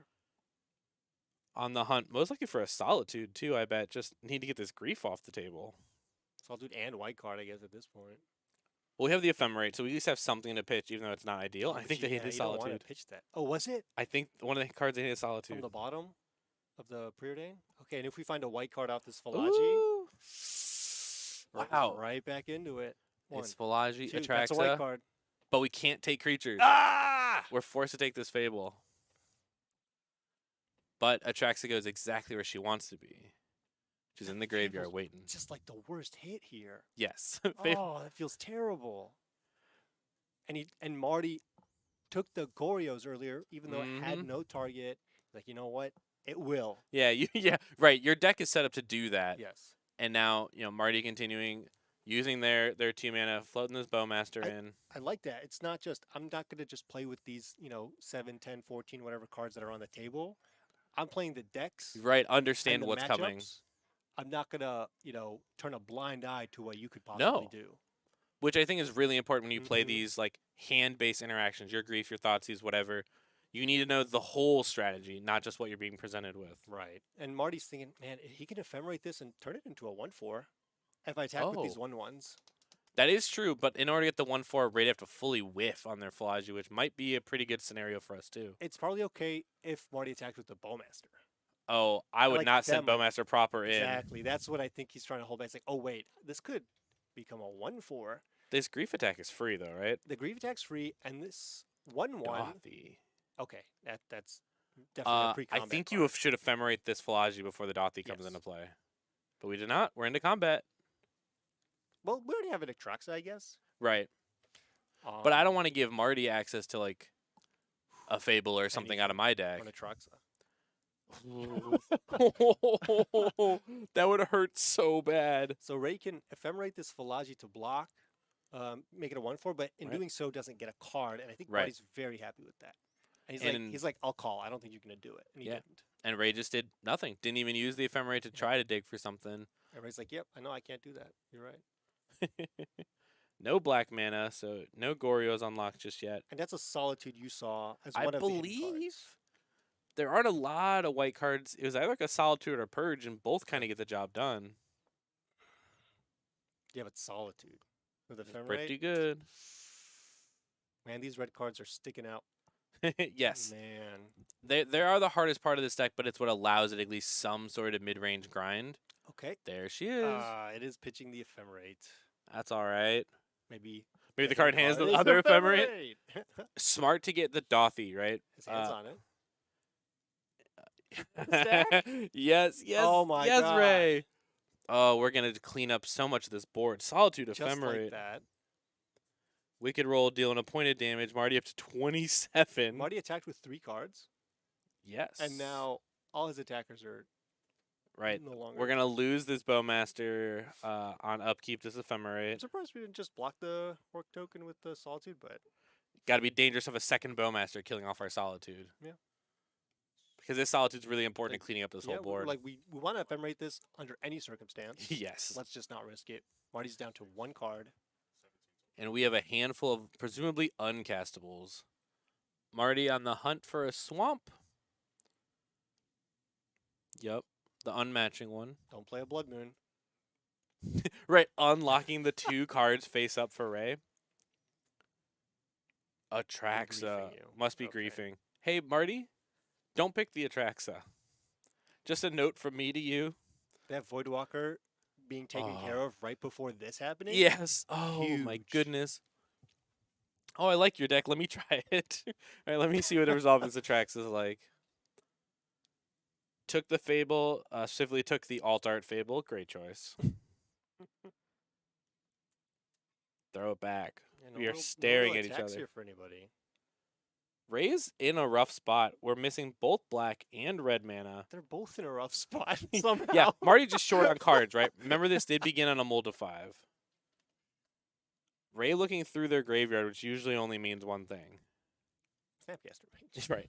This is why I recommend, a lot of people bunch up their graveyard like Yes. this. I recommend spraying it out. Talk about this. Yeah, this is important. So when you draw a card that cares about the graveyard, you don't pick it up and look through your graveyard. Make sure it's always visible to you. Look at your graveyard from time to time. All the time. For- all the time. For this reason, but also Yes. just to know, Yes. so that when you do draw the Snapcaster Mage, It's or not the just face up Takenuma, to your opponent. you already have an idea of what's in there, and you Oh, don't have to like Yep. jerk. Oh, look at my graveyard. Turn your neck. You're Yep. like, and your opponent's like, okay. Because remember last game when Marty picked up his graveyard and you and I both Mhm. went, "What is he doing?" Then he Mhm. Takenuma and immediately, a player with a few more lights on at home than me would have been like Takenuma. Right. Yeah. So you got to be really careful. We're playing weekly. We're chilling. These people are still figuring out how their deck works. I Mhm. know Marty's learning Scam for this RCQ season, Mm-hmm. but all those little edges add up, Yep. especially in paper Magic. Definitely. When your opponent draws a card and they go, so important, right? Not a thing that happens on Moto.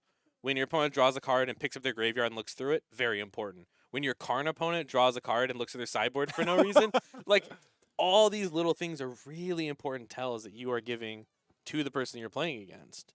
And Marty casting the Doughty Voidwalkers on the stack right now, Hey, and Ray's casting this Indulgence in response. perfect, right? Because you're Yeah. going to be. What's really hard about this Tainted Indulgence card, it has the secret text that says if you have 6 or more different mana values, you don't have to Mhm. discard. That becomes a downside in this deck. Yeah, right. Not you don't have to. You don't. can't. Yes. Right. This deck literally has 0 to 7. It has a card on every spot in the mana curve from 1 to 7, right? Including your lands at 0. Yep. There are many times this Indulgence doesn't get to discard this Atraxa, Right. such as looks like right Yeah. now. Is this Grief Not Dead? Did the Solitude block it?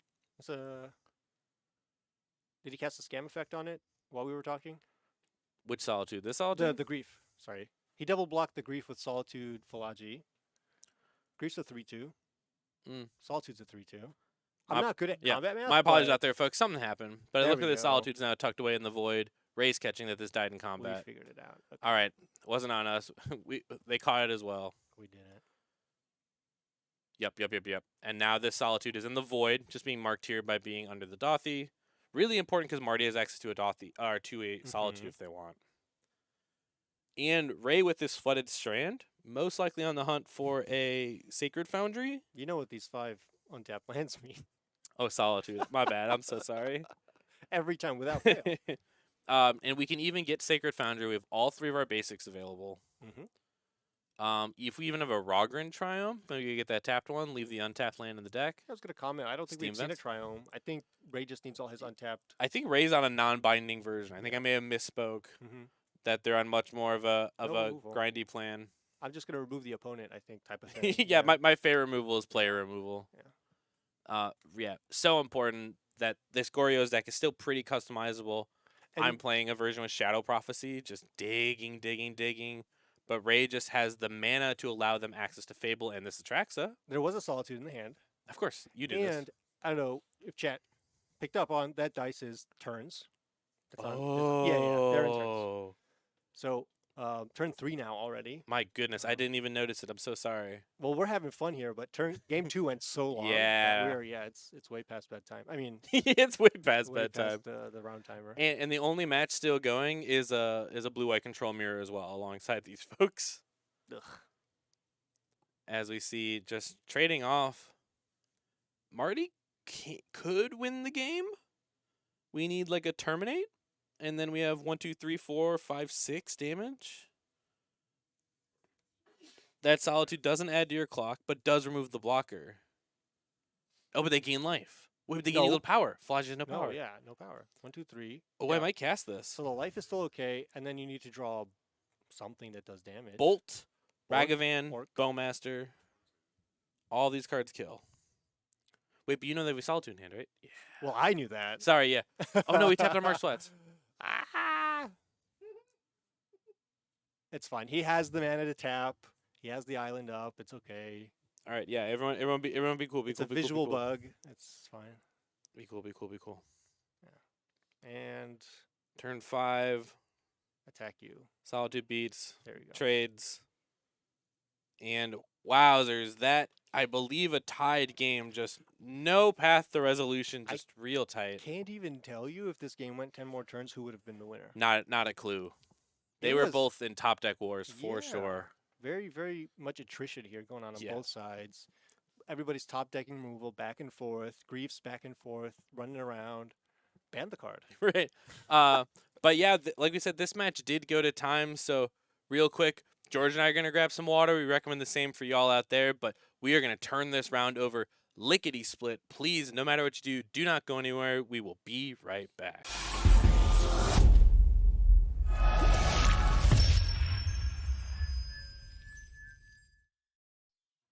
Hello, everybody, and welcome back. I told you it was going to be quick, and we are here.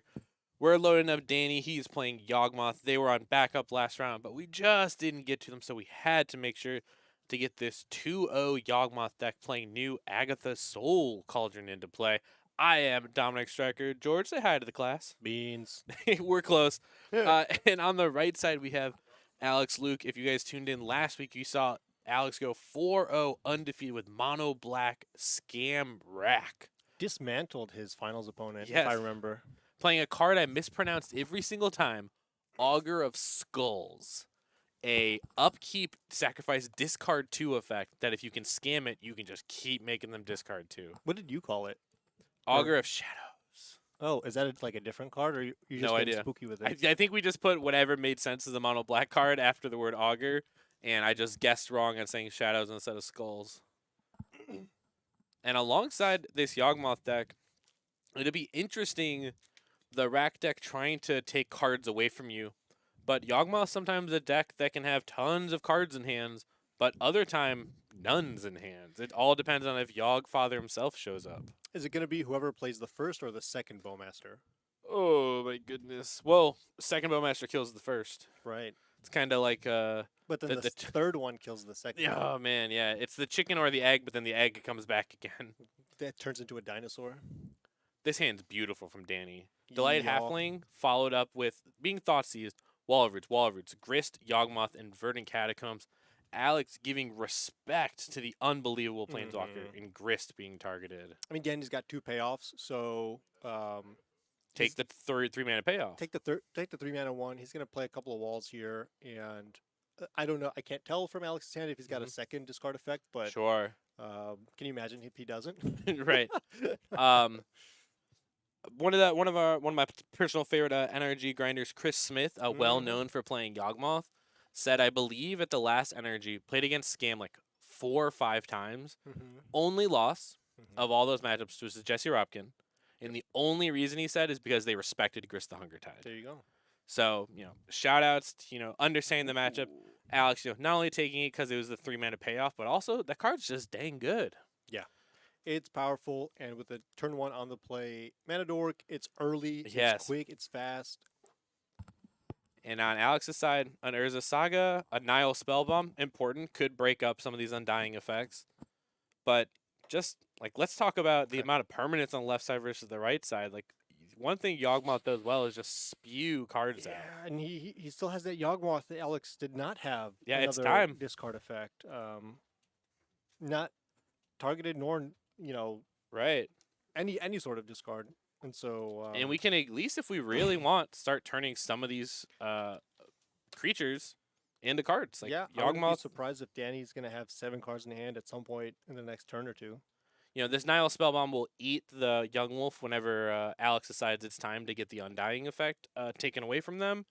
But this is our one-shot graveyard hate, and Danny may Oh just... man. Oh, yes, Court Oh of Calling. man. Oh, that was for 1, 2, 3. So we're going for 2. This could be a Bowmaster. It could be a Strangle... Oh, it could be a Strangleroot, guys. Please don't go for... Oh, it's Strangleroot. We know this Nile Spellbomb breaks up our combo, though, right? I mean, Danny's got 1, 2, 3, 4, 5 power on the field. I guess Alex has the Saga online now, so the Right. attacks are a little bit more Blocking difficult. Construct. Um, Oh, boy. man, that early Nile Spellbomb's gonna throw a wrench in here. Yes. However, you've got 2 walls for fodder. Absolutely. Those are just worth free cards. Indeed, they are free cards. I don't know. I think Danny's very much in a favorable Yeah, position I here. wonder if Danny can try to go for it to force Alex to use the spell bomb and just start digging for second Undying creature or a cord, and then just sneak through and draw our life total -1 in cards. We're attacking. Start with combat. Get in there. Sure. The construct would be a 2/2. And then that might force the issue of Alex going, well, with that, and then it's Undying, and I'll go to eat it, which might Mhm. free up Danny to try to go for it second mate. Yeah, I like this, and it's like let me just tap you out real quick. I Yes. don't want to work with any unknowns. Maybe you have pushes or bowmasters or something. We're blocking the wolf, the Awu. You can have a wolf. It's okay. Right. Well, this is my question: is with the Undying, is Alex going to try to eat it with this spell bomb? Well, Danny definitely sacrifices this, right? Yes, because it's being blocked. There's Right. no point not to. So we're at least going to go up a card down to 16. Oh, Okay. Trigger on we the stack. are going to use the bomb with the trigger to get this all exiled, right? Do we have 2 draws? Oh, he just let the damage happen with the young wolf. Got it. So instead of drawing the card, So that damage happened. The young wolf was exiled with the spell bomb. The Geist was sacrificed to deal or to put a -1/-1 on the construct.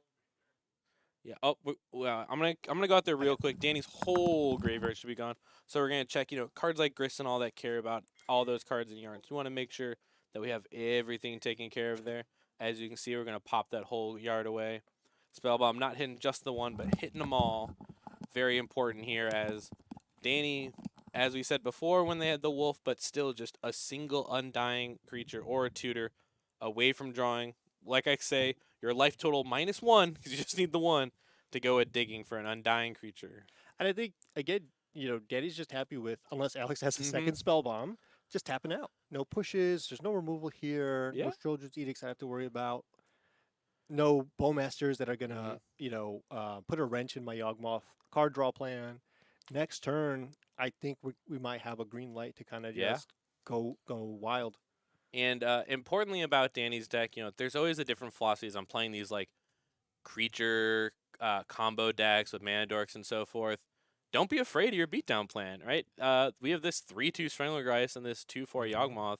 That is a clock all in itself to threaten Alex with while you're digging for your combo. Many games just end with you attacking your opponent, and you still have this amazing way to back it all up. Mm-hmm. Mm-hmm. As we go Rack Effect 1 into Rack Effect number 2. And we can see, I appreciate the different colored dice representing the different types of counters. Really appreciated from Danny. As a Yogg player myself, I just said real quick, hey, can you use the white ones for positive and the black ones for negative? And they're like, yeah, of course, no problem. I remember when I picked up Yogmoth, I immediately bought the +1/+1 dice and -1/-1 dice, because you're just throwing around different type of counters all over in this deck, but it's very important which one is which. -0, -1. And we're going to sacrifice the wall. We're just going to use it for fodder here. Target the guy, shrink it. Ooh, you're do some drawing stuff. cards. Yeah. In the face of 2 racks. Yeah, make sure we go up on cards. This is all on Alex's end step. And no real reason to sacrifice this wall or this Geist, because you can turn both into mana and cards next turn. Use our mana. There is... no, there's no damage on this construct. That was the last construct. Yep. This is now just going to have 1 damage on it. Presumably going to have another -1/-1. Oh, and then we could sack the army. We can. To -1 the construct if we want to just deal with it now before we untap. Very interesting how you can kind of finagle your Bowmasters in this deck to use the token over and over and over. Ooh, we're instead going to remove off the Strangle Root to draw as many cards as possible here. Amazing, amazing. Just like using the full Yogg engine. Just keeps going. Right, just turning our life total into cardboard. Danny on the hunt for part 1 and part 2. We need second undying creature, and we need a Blood Artist or a way to find it. But we're moments away from that, alongside just the beatdowns. We have plenty of ways to find it.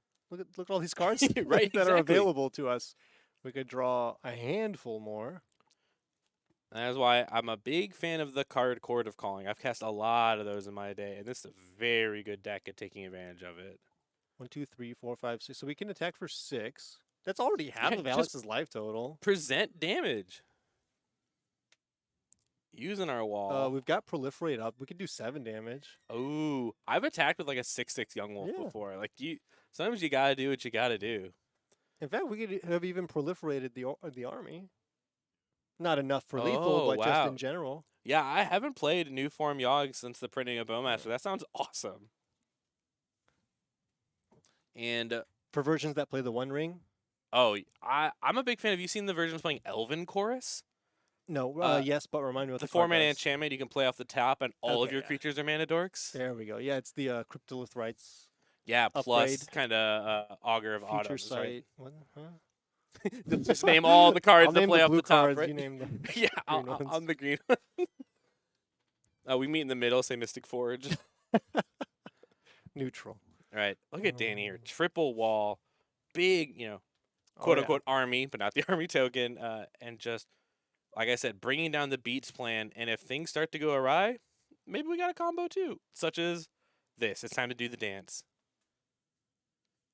You're going to see Danny shuffling this 1/1 counter back and forth from these 2 creatures. This is the Yogg dance. We have 9 cards available to us. I do appreciate Alex. Usually we'll just let his opponent do the thing. Yeah, Alex is a fan of doing the thing. You got to let them do it. Have fun. Everybody have fun. We just have so far that we can dig. This is the chord. For Blood Artist. We found it. Pew, pew, pew, pew, pew, pew. Alex cannot believe you got it. And very interesting, as we're going to start moving towards sideboarding, I've seen a lot of the Yogmoth players go back to Blood Artist instead of Zulaport, just not having the full respect for the One Ring, realizing that you can usually just pass and then kill when the effect is gone or whatever, where Blood Artist, just using your creatures to kill theirs, really does come up. Yeah, I gotcha, yeah. So let's take a peek at this Rack Scam from Alex Luke. You see up there in the top left, there's that Augur Skull as that card I was talking about. I think this is a stock list, I don't know. Alex is the exact opposite of stock. They are always out there brewing, playing some stuff I have never seen, and then just really crushing this local meta, finding exactly the right cards to surgically come in here. Let's take a peek at this sideboard. Very brave and bold to play Wrenchmind in a One Ring format. That's true. But hey, I mean, if you don't run into it, it's a sick card to have in this type of deck. It's just like your 4th and 5th Augur of Skulls. Out of this board, thinking Dothy Voidwalker, just a Leyline of the Void on a stick. Incredible against this deck. Blood Chief's Thirst might even come up, just kills basically every card out of Yawgmoth proper. Kick it and just hit Yogg if you really need to. Yep. Chalice of the Void, I have sometimes seen against a Yogmoth player, but I don't know if I'd Don't do it. recommend it. Don't do it now. Pithing Needle, who would you name? Whatever I saw in the hand left over from the Thoughtseize. Oh, interesting. Take the grist, name the Yogg type of thing. Right, yeah, whichever one is the most threatening to you. All right, I always recommend the strategy, whatever the deck's named after. Yeah, yeah. Right, we don't yeah, call it that's- Black Green that's- Grist. Yeah, maybe we should. Maybe Yeah. we should be respecting that Planeswalker a little bit more. We have a Dampening Spears, not quite even for this matchup. Ratchet Bomb might be the place just to kind of clear up. There's a lot of twos running around. I don't know. Maybe Ensnaring Bridge. Are we worried about the beatdowns? No, I don't think so. I think if it were me, Dothy's a Needle. you're on the play, so I don't know about the Blood Chief's Thirsts. Yeah, I think those are if you feel that you don't have enough removal, but if I you do feel kind like of feel that way. you can get away with the brutalities if you want to kill a dork, take a It's spell. so hard because they're down to like Yes. 4 chords, 1 evolution. Like they're so off No, I have so spells. many evolutions. Yeah, What true. am I gonna do with them? No, this deck's pretty off those I two think now. they should all play 4 evolutions. Oh yeah, just so we can get all the promos out there for Yeah. everyone. But yeah, Dothy's shoo-in. Needle, easy to swap around. Maybe our like Shadow Spear. I don't think that's gonna come up and just get a better Saga target Take out in the here. lilies. These are gone, right? Not a matchup for Liliana No. at all. They're gonna stack that Young Wolf and make her look silly. Yeah. All right, can we take a look? This I believe some stock Yogg, but there's not a lot of innovation going in right now. My favorite, I was playing a Shieldred in my Yogg list for a while. Now it is just locked in on Yogg. You always feel so Mhm. smart when the world picks up on an idea and you're like, I was there. I remember thinking that too. And the spice that Danny has is the artifact. That's not shown in this list. The Agatha's Soul Cauldron, an Correct, yeah. unbelievable card, specifically in this strategy and in the Hardened Scales decks. I think he's playing 2 or 3. Yeah, I do it's want to see it big. in this upcoming game. We did get a chance to see it in the last game. Out of this stock board we're seeing here, I think just one of the first points I'm looking at is a Haywire Might. Your opponent is a rack strategy, right? Mhm. Either Shrieking Affliction or the rack. Both are hit by the Haywire Might. And it's an extra insect for a little grist synergy. Yeah. Yeah, that I didn't think about that. Yeah, I've hit when you mill it over and you're like, ooh, just a little extra insect just for me.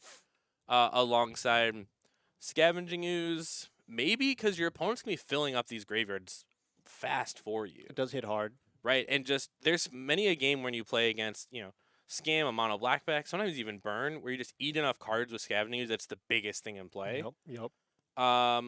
Maybe Thoughtseize, I'm not Nope. worried about that. Go for the throat, no thanks. Necromentia, I feel we're already favored. I'm Yep. not worried about stripping an effect. Nope. Force of Vigor, just hit rack 1 and rack 2, I or your would bring Urza in- Saga in your rack. I would bring in as many as I have. Yes. And then if they do have these Elven Choruses or the One Ring, any way to recoup card advantage after your opponent has stripped your hand will be exceptional. Yeah. I think the Magus is worthy of a mention against the Saga deck. Kill Saga, use Chord for 3, ETB Kill Saga. Yeah, it's worth a consideration. Haywire Might and Forces will do that already, right? Sure, we got that covered. And there could be a scenario where we get locked under our own Magus, or we draw it and we're unable to cast it. Yep. Because with being off Birds and off Ignoble, there aren't red sources anymore. Delight Halfling is only for Legends. Right. So usually my favorite split right now is 4 Halfling, 1 Goose. Made it very difficult to cast a Magus out there. Yeah. Just the one. You get all the X2 Manador creatures in there. Makes a lot of sense. Yeah. Anytime I Red 6 see like Spellmaster. yeah, when you see like a prolific player playing Ignoble Hierarch, it makes me rethink everything. And I'm like, I can't put that card back. What in am my, I like, doing? I don't know. because when your whole strategy is like relying on maybe your one dork, you just need it to live. Right. Alex here to do the thing. Dane's just Look gonna at that drop their brain. hand. Let me see what you're working with. And I Hey. didn't think about this. If I was Danny, I think if I knew my opponent had kind of the scam plan going, I made sure to go up on as many endurances as I could. For the And- purpose of eating up the scammed effects. I like this shortcut. Alex is like, I'm just gonna Undying this. Yes. And we're not gonna. When your pretend. opponent reveals their hand and they don't Yeah. have anything, just hit it, Yeah. pick 2 things, right? Make it quick. And took 2 1-drops. Hey, best 1-drop in the format, Young Wolf. Uh-huh. Uncontested. Nothing Not better. yeah, not technically a 1x1. It's a deceptive x1. Mm-hmm. It get bigger. Hey, and with the Haywire Might off the top, I think. No, that was in the hand. Oh, That okay. was Just way on the not left, worth yeah. taking. Nah. Followed up with the rack. All right. I'm really bad at rack math. Are you locked in on doing math for the rack? When it comes time to it, Danny's got still a grip full. He was on Okay, the great. draw. Because it cares if you're at 3 or less, right? It does a Yep. varying amount. Okay. We'll get there. It's like minus. We'll get there. Yeah, it's like 4 minus hand size amount of damage or something. If you have 3, 0. 3 minus hand size Yeah. amount of damage. Yes. I got there. And you can't take negative damage. What? I You know. can't gain life off of the rack No. effects? You could be cute and ask your opponent, and then have them roll their Ha, ha, eyes. ha, ha. Yeah. They're like, we're in high stakes magic. Can you really cut that out? Are you kidding me? Which right now? Alex would never do. Alex would joke along with you. Hey, Takanuma. Hey, we saw that card come up big last round. We're playing Springleaf Drum, and did you see the last card in Alex's I hand? didn't get a glimpse of it. Cling to Dust. Okay. I've okay. seen you out there using that card to good effect. And, Love it in Pioneer. and in here, it's gonna clean up these Undying creatures. That's gonna cling them up, yeah. It's gonna cling them up. Cling them up. Right? Because Danny's gonna feel safe knowing there's very few cards in Alex's hand, and Alex's hand's just gonna pick off whatever that might be. Mm-hmm. Just you just get to hide it. It just gets to kind of float in your hand that you know you have an answer to the first Undying creature. And then I believe if you hit creature, is that the draw card or the gain effect? Creature is gain life. Okay, that's the only Yep. one that's gain life, right? Yep. The rest all draw cards. Yep, correct. Makes sense. You eat the creature or to gain the life like a scavenging is. Yep. I get it. I don't really like the creature mode. You do or don't? No. Well, because it doesn't draw a card. Yeah, it's out of necessity. And here we have this Beseiju eating up that rack effect. Interestingly, Alex kind of has nothing if we can answer this grief. Which, if Danny gets a Bowmaster or something, we might just be in double blocking mode. You can grist it. Ooh, we can. Respect the grist, man. Hey, it's the best way to beat Yogmoth sometimes. All right, grist, mill over another grist, make 2 insects, prepare to double block. No, you can just sacrifice it. Lose my might? Yeah, it's Sure. not doing Guess anything. what? The Springleaf Drum? You Okay. know Alex is going to top deck a Yeah. Saga right after that, too. Danny, do me a huge favor. Attack with this Haywire Might. Yes. Oh. Is he shortcutting? Oh no, the Please 1 shortcut. damage. The 1 damage. Ah. Oh, we're gonna cling. Ooh, see? Draw a card. Answer, Undying effect. Wow, that could have been really interesting if we did draw the Undying effect. Very keen of Alex to just use it right there. What's really interesting about Grist, I think, is shortcutted, but you want to try not to, is the sacrifice is a part of the ability resolving. Yeah. A lot of Yogg players Yep, will, like yep, pick up yep, the yep. card and say, I'm sacking this to do that. But if Alex had responded with an Undying effect, you could have chose to not kill it.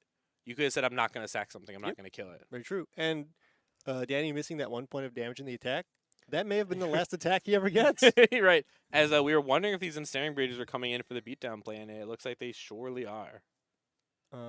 Alex Hellbent. Ah, that's the Force of Vigors. So we Oh don't- my god! which would have been great here, but we'll turn it into an insect all the same. I think Danny's fine also just milling that. And Danny's going to take up this Grist over the next Yeah. couple of turns. Yeah. We already have 3 creatures in the graveyard for Grist Mhm. Ultimate. So, We just need 17 more. yep, that numbers can just keep going up. Bow boys. Bang. Ping. Oh, and Alex has a card, so these 1-power creatures can attack. Oh, well, you know. Presumably. It's not the first Bowmaster that, Yeah. you know. But if I'm Danny, I'm going to combat as soon as possible to gain the most information. Flip. That's a bug. That's a wall? Wall of Roots, yes. Oh, one, but yes. Sorry, we're making a bug. My mistake. The only other cards remaining in the decks that will make more are Grist. We have the 1 Haywire Might out already. Mana up, 4 mana. Daddy's home. Wow. Love this card. Unbelievable card. Yogmoth, Thran Physician. Danny's board was not impressive. But Yogmoth comes down. Now all of these permanents are threats. they're a card. Interestingly, we did attack with all these 1-power creatures. So whatever it is in Alex's hand is important enough to keep it there. We drew a Thoughtseize. Oh, we were stuck with double land. We're gonna cast this Thoughtseize for no value just to get it out of our hands. Yeah. Two damage not to take 8 or whatever, right? Even if Danny did have something to Thoughtseize, in the face of a Yogmoth with 5 other creatures on board, Yeah. doesn't feel great. 6 other creatures now with this Grist. Because Danny here could have attacked for 7, half of Alex's life total. So we just have to get that Thoughtseize out of here because we cannot have them entering combat. The Scoobs. Man, we were right on it. Yeah. Hey, Daily Sideboard matched right up with the internet, so much appreciated. We should write up a Sideboard guide. Oh, yeah. Is there one available out there? Not from me. Maybe an app available that Maybe people there could is. use? I don't know if I'm allowed to. Hey, it's all good. We'll check stuff out in the future. Maybe next time. Right, an insect token down. I've card heard some draw. rumblings. That's all. There's rumblings out there. Yeah, we've got Scoos to gain life. I would maybe. I don't know. I don't. You could shut off the cling. Is I guess what I'm trying to say with the Oh, eat the Scoos, cling real quick. But I don't think you care about Alex drawing more cards. And interestingly, if Alex ever tries to go for cling, you can exile the creature instead and just counter their cling. You can exile what it targets. You can just shut it off. That Alex doesn't have a lot of cards in the Right. grave. It's gonna take a while to rebuild. Oh yeah, how much does it escape? It needs like 4 or 5, right? I forget. If it's 4, we're at Exacxies. If it's 5, we can't do it yet. I believe it's 5. Oh, It's a yeah. lot. It's very expensive. Yeah, I mean it's a very utilitarian card. There we It's go, 4. 5. Yeah. It's 5. 4 mana, 5 4 mana, cards. Yeah, Yep, four of them, I got those two mixed up. yeah. Elven Chorus. And I believe this is the new age version of these where you don't reveal the top. You just get to peek at it, but your opponent's never gonna see it. Come on, show us. Yeah, sometimes I love when the players are really good at showing the camera. Elven Chorus, you can look at the top card of your library at any time. You can cast creatures from the top, and creatures you control are now all Birds of Paradise. Judge. Yeah? You can cast a Grist, yes? Yes, because it's a creature while it's on top. Yes. It's a creature in every zone. Everywhere, yep, Even- except in play. I learned, even during deck building. Yes, for If Kihira. you've seen the recent Well- Legacy drama, Do you know where else it counts? I don't know. In the bulk command bin? zone. Oh. Because Gris is a creature. Isn't that so cool? Wow. Okay, my 2 favorite Planeswalker designs right now are Gris and the Narset? Wandering Oh, Emperor. Shoot. Huh? Yeah. Third is Narset. Yes. Gris and the Wandering Emperor. Because Emperor's great. they break the mold, right? They're Yeah. doing cool stuff. Yeah. We're getting a lot of statics, right, and how they affect these cards. Yeah. But those are the first 2 to truly alter the gameplay and style of the cards. They feel special. They do feel special. You know, there's like a They feel like Narset makes George feel. there's a pattern that planeswalkers can kind of just fit into. So a mold. boring. And when something breaks the mold, you're like, oh, this Yes. is sick. Like plus for advantage of some kind, minus to kill something, ultimate wins the game. Yeah. The classic, just boring design. They specifically said they're doing 1 Planeswalker a set now. Yeah. 1 to kind of break up the monotony, but 2 to allow them to kind of flex the design muscles so that they don't have to lean back on the typical design. I like it a lot. I know we're just kind of rambling. Yogg's just going to put as many bodies into play as they can until we find an answer to this ensnaring bridge, and then Alex is just going to die. Or we ult the Grist. I don't know. If we're getting closer and closer to 14, but it looks like we've been eating up some of the graveyard. Alex did get to use that cling. The scavenging use. Oh. So, yes, I love this moment, right? You can't attack. Well, it could have a cord. Obviously, I was trying to get the read on what's so funny. but I believe they're empty-handed, so they were kind of just thinking through stuff. Yeah. But they are correct. They could have a cord, which might just be what I'm digging for. Yeah, but we can Yogg and we can Future Sight. What is Oh. it? Elven Chorus. Yeah. So we can draw something. If it's a creature, we can just cast it. We can draw something else. Also, a play pattern that I just thought of that I'm now a big fan of. Use the Proliferate on your Yogg to tick up your Grist, ultimate your Grist, and try to get as close as you can to alting this thing twice. Because we're just stacking up the amount of creatures in the bin, and we have the availability to use Yogg as an engine to just get a bunch of creatures and cards. We're going to use this cord. For 2, it looks like. But we're second guessing? I wonder if the 2 is Outland Liberator, having another naturalize effect somewhere. Nope. It's the Geist. Just One draw extra undying creature. cards. And Now, now Geist on board is worth however many creatures you have times 2 number of cards, right? right, and we're just digging for either to draw an undying creature or find one on top of this chorus. because the combo does not care about this Ensnaring Bridge. Now, one thing I have lost track of is which of these creatures is summoning sick. I think it's none. I would imagine everything in the front we've had, and this Geist has haste, so I think we're all good. Okay. Is there any insect that just came in? Or that's been sacrificed already, so we're good. Yeah. I think we even got a Dryad Arbor. That was also in the sacrifice. Mm-hmm. It's so easy. If the thing's summoning sick, just turn it into a card. Mm-hmm. Interesting using the Yogg engine here, right? Danny knows what the top card is, so it's kind of clearing them off Yes. if they're not creatures. Exactly. This Elven Chorus card is very good. This is kind of in that one ring slot, right? And I've even seen some people going so far as to playing Elven Chorus in the main, where people were playing those one rings. It's really good. Yeah. But in your deck is already designed to play a 4-mana payoff. What is this? Oh, high. It spells high. What? Oh, Alex is spelling. Yeah, is spelling high. I was with his looking at mana. it and I had to turn my head. I'm like, oh, okay. Hey, good shout out. Hi, Alex. As Danny is just throwing the creatures in the meat grinder and turning them into more cardboard. Yeah. Strangleroot, why are you turning sideways? He's at 9. I mean, it's not infinite. Nope. It's just 8 more cards. Doesn't Undying return it sideways? Nope. Oh, maybe he's confusing with the scam effects. Oh, he's tapping it for mana every time. Elven Chorus, it has haste. I It figured has that out on my haste. own. Dakota yeah. definitely didn't tell me that. We didn't hear it from people behind the booth, but this. We're joking. Ha ha ha ha. This card having haste Wait, is did Bryce incredible. say it first? I'm sorry. They did. Danny, You're Danny. too quiet. Danny. Hey, Danny.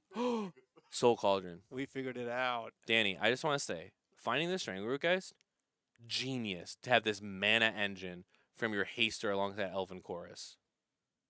Agatha's Soul Cauldron. The first ability, important in some decks, you may spend mana as a mana of any color to activate abilities. So the Magus you said that we can't. Yogmoth's Proliferate ability can now be done with any color of mana, including what we're going to float off using the Strangleroot Geist. What did we exile? Haywire Might. Okay. We can answer this bridge. We can answer everything. Oh my goodness. Oh Keep my going with God. Agatha's Soul Cauldron. Creatures with 1/1 counters on them have all activated abilities of the creatures you put in the cauldron. How do you put them in the cauldron? You tap it, exile the card, and give a 1/1 counter to a creature. So now, this Bowmaster and Scavenging Ooze, because Scavenging Ooze just naturally has 1/1 counters, now have Haywire Might's ability. And at any time, we can tap this Strangleroot for the 1 mana and turn these creatures into a Haywire Might. I'm trying to see.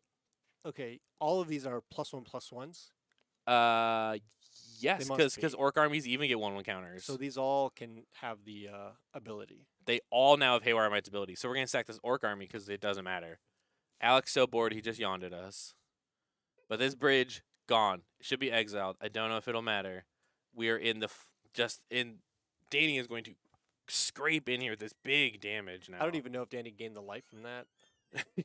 just going no, because Haywire Might has that ability. That's its static. It's the active. but the new card doesn't have the static. It It's just says the when activated. it dies. Gotcha. Yeah. Because it's a really good blocker against burn is Haywire Might. The Strangleroot Geist engine is my new favorite thing in this deck. This is insane. I'm playing main deck Elven Chorus. You can't stop me. I know you're gonna try to stop me. I'll You can't just stop play me. my Logic Knot against it. What are you gonna do about that? What is Alex now saying? We got O with an apostrophe.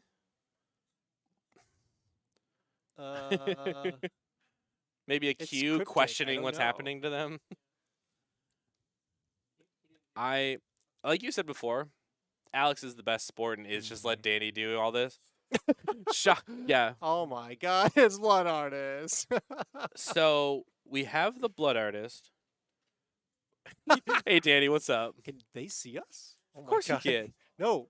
Can they see us? Oh no! What? No. They just look me in the eyes. Yeah, right into your soul. Danny now, they're having a blast out there. This is the best part about Magic is I wonder how much can we just use this Blood Artist to drain Alex while just taking natural game actions right now. Our Strangleroot Geist is 3 damage. Our Scavenging Ooze is 5. I think we're 20 game actions in and we just upticked our grist. We're like Gosh. cruising. Hey everyone, thanks for strapping in. You are on the wild ride that is Yogmoth and these new innovations. Agatha Soul Cauldron from the new set, Elven Chorus from Lord of the Rings. Feels like forever ago, but it's brand new as well. Just already showing what the new toys can do when given just the run of the kingdom. Removing this counter, untapping this Strangler. I think we have a lot of damage we can get in for. And we're going to start 3, doing 4, some 5, Blood Artist 6, pings. 7, 8, 9, 10. Yeah, we're just like 1 or 2 more game actions away from Well, lethal. which would be sacrificing all these creatures to this Yogmoth with Blood Artist in play. Oh, you can attack with them first, but yeah. Alex does have these Mishra's factories, one of the factory, I believe, to block. So we have to be a little careful with our combat. Soul Cauldron is going to eat a new card. Who we eating now? Wall of Roots. All of our creatures are Wall of Roots now. We can put a minus counter on all of these creatures with 1/1 counters. You could put a counter on Geist, put a -1 on it. They won't. They No, won't no, eliminate no, because it's it's a minus 0-1. 0, 0-1. -1 counter. But now, oh wowzers! You can bring it back with a 1/1 counter. Put the -0, -1 counter on it to gain mana. Tap it for mana to the Elven Chorus. Oh, It's build your own channel. yes, we are in channel phase, right? This is, hey everyone. Like I said, I'm having a really, really good time. This is really cool. I think this is more fun than watching the Bean. Yes, because this is new. I haven't Yeah. seen this happen before. No, it's cool too. The Bean's Yeah. like, oh, I drew more cards. No, George, don't turn on your meme already. That's what I sound like when I say it. And how close? Discarding the hand size? You said we already activated Grist this turn, right? Oh, we are proliferating. Yeah, yeah. We went from 5 to 6. Because I wanted to ultimate. No, I want to turn all these creatures into cards in the graveyard, and I want to ultimate this card. But we can do that next turn. And because we have Blood Earth, all these Yaga activations are neutral. We are. I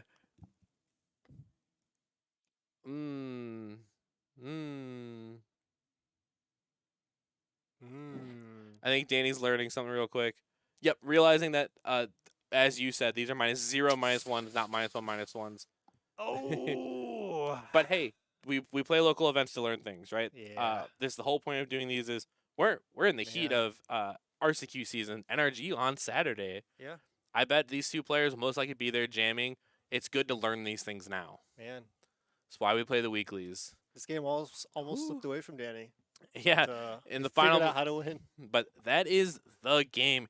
Yogg just putting the new toys to work in the old engine, scooping it up 2-0. What artist? Hey, card's still good, huh? Killing opponents for 15 years? How long Yeah, has it right. been? Unbelievable card Jeez. from Avison Restored. Yep. It's been no, Innistrad. Okay, the card's been around as long as George and I have been playing Magic. Yeah. Avison Restored was my first hey, there's a new set coming out Oh, for this game that you just learned. my first one was RTR, so we're right there. Look at that. I literally learned to play on Plane Chase. I don't know if you I don't know how wild. What is? This is the backup match, but I see Kai with 4 pieces of mana and David with a single Blackleaf Cliff. Mana, a ring, a Teferi. Well, everyone, Full graveyard. and it is a game number 3. This looks to be the decider of the Beans Control versus Rakdos. You've seen it. You have opinions on it. It's Rakdos Scam. I know some people are going to feel some way about watching Scam not win twice on camera. Yeah, people are going to feel something. Absolutely. Yeah. And then it's going to win your local RCQ, and it's all going to go away. That's true. It won the RCQ I played this past Saturday, alongside a really, really cool Magda combo deck. There's some wild stuff happening out here. Shout in out Andy Magic. Lane. Yeah, I didn't want to say a shout out to Andy. It was the coolest thing I had ever seen. Director, remind me who this My Hero character is? This is Fat Gum. This is in place for our 1 ring trigger to make it fully available to both players, knowing that Kai currently has protection. That's the big yellow guy you're seeing in the mid screen there. We keep hopping into these Bean matches like Uh-huh. it's already done. And the Bean Slaughters, Yeah. the Bean Field, Bean Rush, Bean. Help me out. Anyone got it? What? Bean bag. The bean bag. The bean bag. And it looks like Kai has this match in the bean bag, taking it up 2 games to 1. Just popping in real quick to see that I'm thinking about those beans, and they are continuing to rock games on the backup feature. Maybe the B is just superfluous. Maybe you don't need it. Yeah, have you heard of this card of the 1 ring? Still gets it done. It's just really good. Teferi's really good. Binding's really good. Hey, so I've heard. I know you're a big fan of them all. It's really difficult to put more 5 mana cards in your modern deck and say this is making Mm. my modern deck better. And if people want to grab those cards, This is true. Yep, we've got buying, selling, trading at Magic or at nerdragegaming.com. Hey, don't laugh. if you shoot magic It's into the late. void, you'll find It's them. past my bedtime. I'm doing my best. Thanks, Mom. Thanks everyone for keeping George up. Yeah, we got trade in your cards that you don't want, stuff that doesn't see play anymore. I was trying to think of something funny. Teferi, Hero of Dominaria, Jace the Mind Sculptor, turn those into one rings and beans. I'm so glad it's a Jace Mind Sculptor. I can't stand that I card. saw it in the binder today. It was $30. I'm like, what? I almost cried. Hey, the mighty have fallen. We got good deals. We got bonuses on store credit. We've got a wide variety of cards. Hit us up. Hit us up. Everybody, we're going to have some amazing event happening.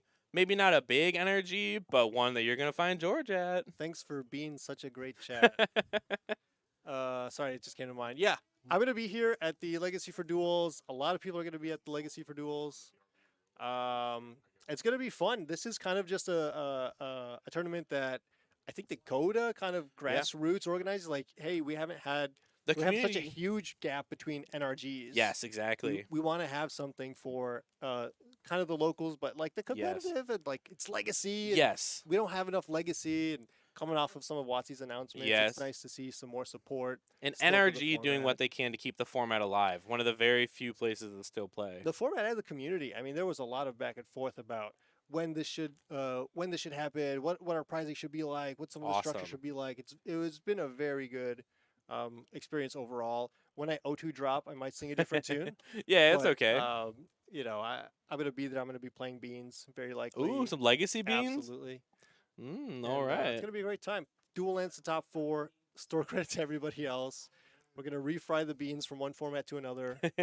I can't be there, but if somebody want to cast the card Reanimate in my honor, I'll greatly And it's appreciate still a Sanctum giveaway. Like maybe I O2 drop when I walk away. It's still walk away with the Sanctum. Yeah. Absolutely. For someone out there at that 64 player cap, one of them could be you. Hope to see some of you all there. All right, we're gonna go get some water, get some snacks, but don't go far. We'll see you for the final round today. Bye. Bye-bye.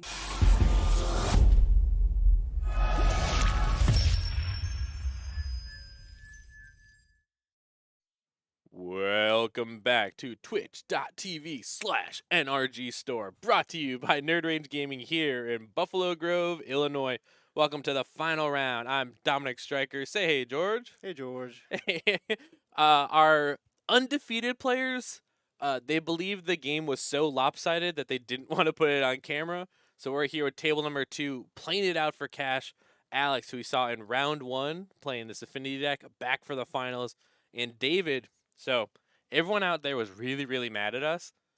When we came into the Scam V control, the control game was 0.1 second after Kai Miracle Determinus to get rid of David's lethal board state. Had full lethal in play until they got Miracle Terminus out of the control deck. I think the only person we have to blame is our producer, Bryce. No, I told him it was my fault. I was having too much fun watching the Yogmoth deck. Man, that would have been really fun. It would have been so cool to see it. But Kai didn't want to play on camera again, so here we are. We haven't gotten to see much of the bean. No, not today, but maybe it's not as exciting. Can I interest you in Dark Seal Citadel Memnite Frogmite? Yes, because that means this match will be fast. I'm fast approaching my bedtime. Yeah, we're reaching the bedtime hunger phase, but thankfully this one should be quick. I will start crying if I don't eat by 10 o'clock. We can schedule that if you want. Yeah. As we see, ooh, Alex has 3 blockers for this Ragavan already. Yeah. That was the big debate in Hammer players, right? It was between Ornithopter and Memnite because Memnite blocked Ragavan. Yep. And now we're back on Ornithopter because we just have these big flying kills. Yeah, we realized Ragavan's kind of like stinky. Ragavan's getting poopy. Yeah. That's why I play Young Wolf. 4 colors should just play Young Wolf. You see, control players are like trimming prismatic endings now. They're like, yeah, we're not as scared anymore. I mean, it's just so it's becoming a grindier and grindier format, but these 2 decks here are not looking to do that today. Speaking of fearless, Alex attack just like got in there. I'm not caring to block your Ragavan. What's Rakdos going to take from an Affinity deck that they could use in any meaningful way? Oh, you hit a Frogmite, you can't cast that. Oh, you hit a Nettle Cyst, you're not going to do anything with that. Oh, you hit a Thoughtcast. Like, your deck's unusable to the players playing Ragavan. And we see The only I don't want to say punish, but kind of downside is this with the turn 2 3 drop, turn 3 using 4 drop. Yeah, your Ragavan as a Birds of Paradise-esque effect. yeah. And I don't know what Alex's hand is, but he may be thinking, look, this is the only attack you're gonna get out of this Ragavan. After I Right. continue dumping my hand, I've unlocked my blue mana. Like, go wild. What can you Yeah. do? I think Alex is, hey, David, can we get a token of any kind? I would greatly appreciate to recommend for this 2/2. Let me see what I can find for you.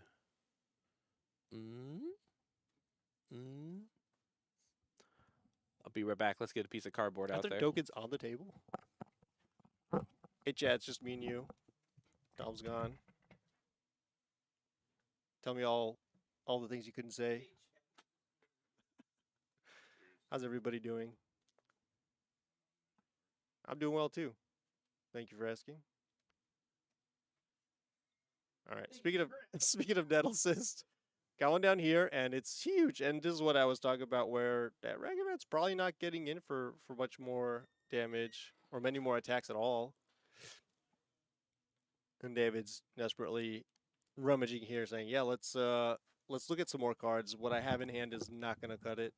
It looked like a Thoughtseize and a land were discarded. He's got a couple of 2-power creatures facing down a lot, and one of the lands is an Urza Saga. I mean, the inevitability is very much on the left side of the screen here.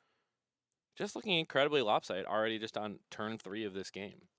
Affinity always makes you feel that way when they just like dump their whole hand into play. You're like, hold up, I haven't made my second land drop yet.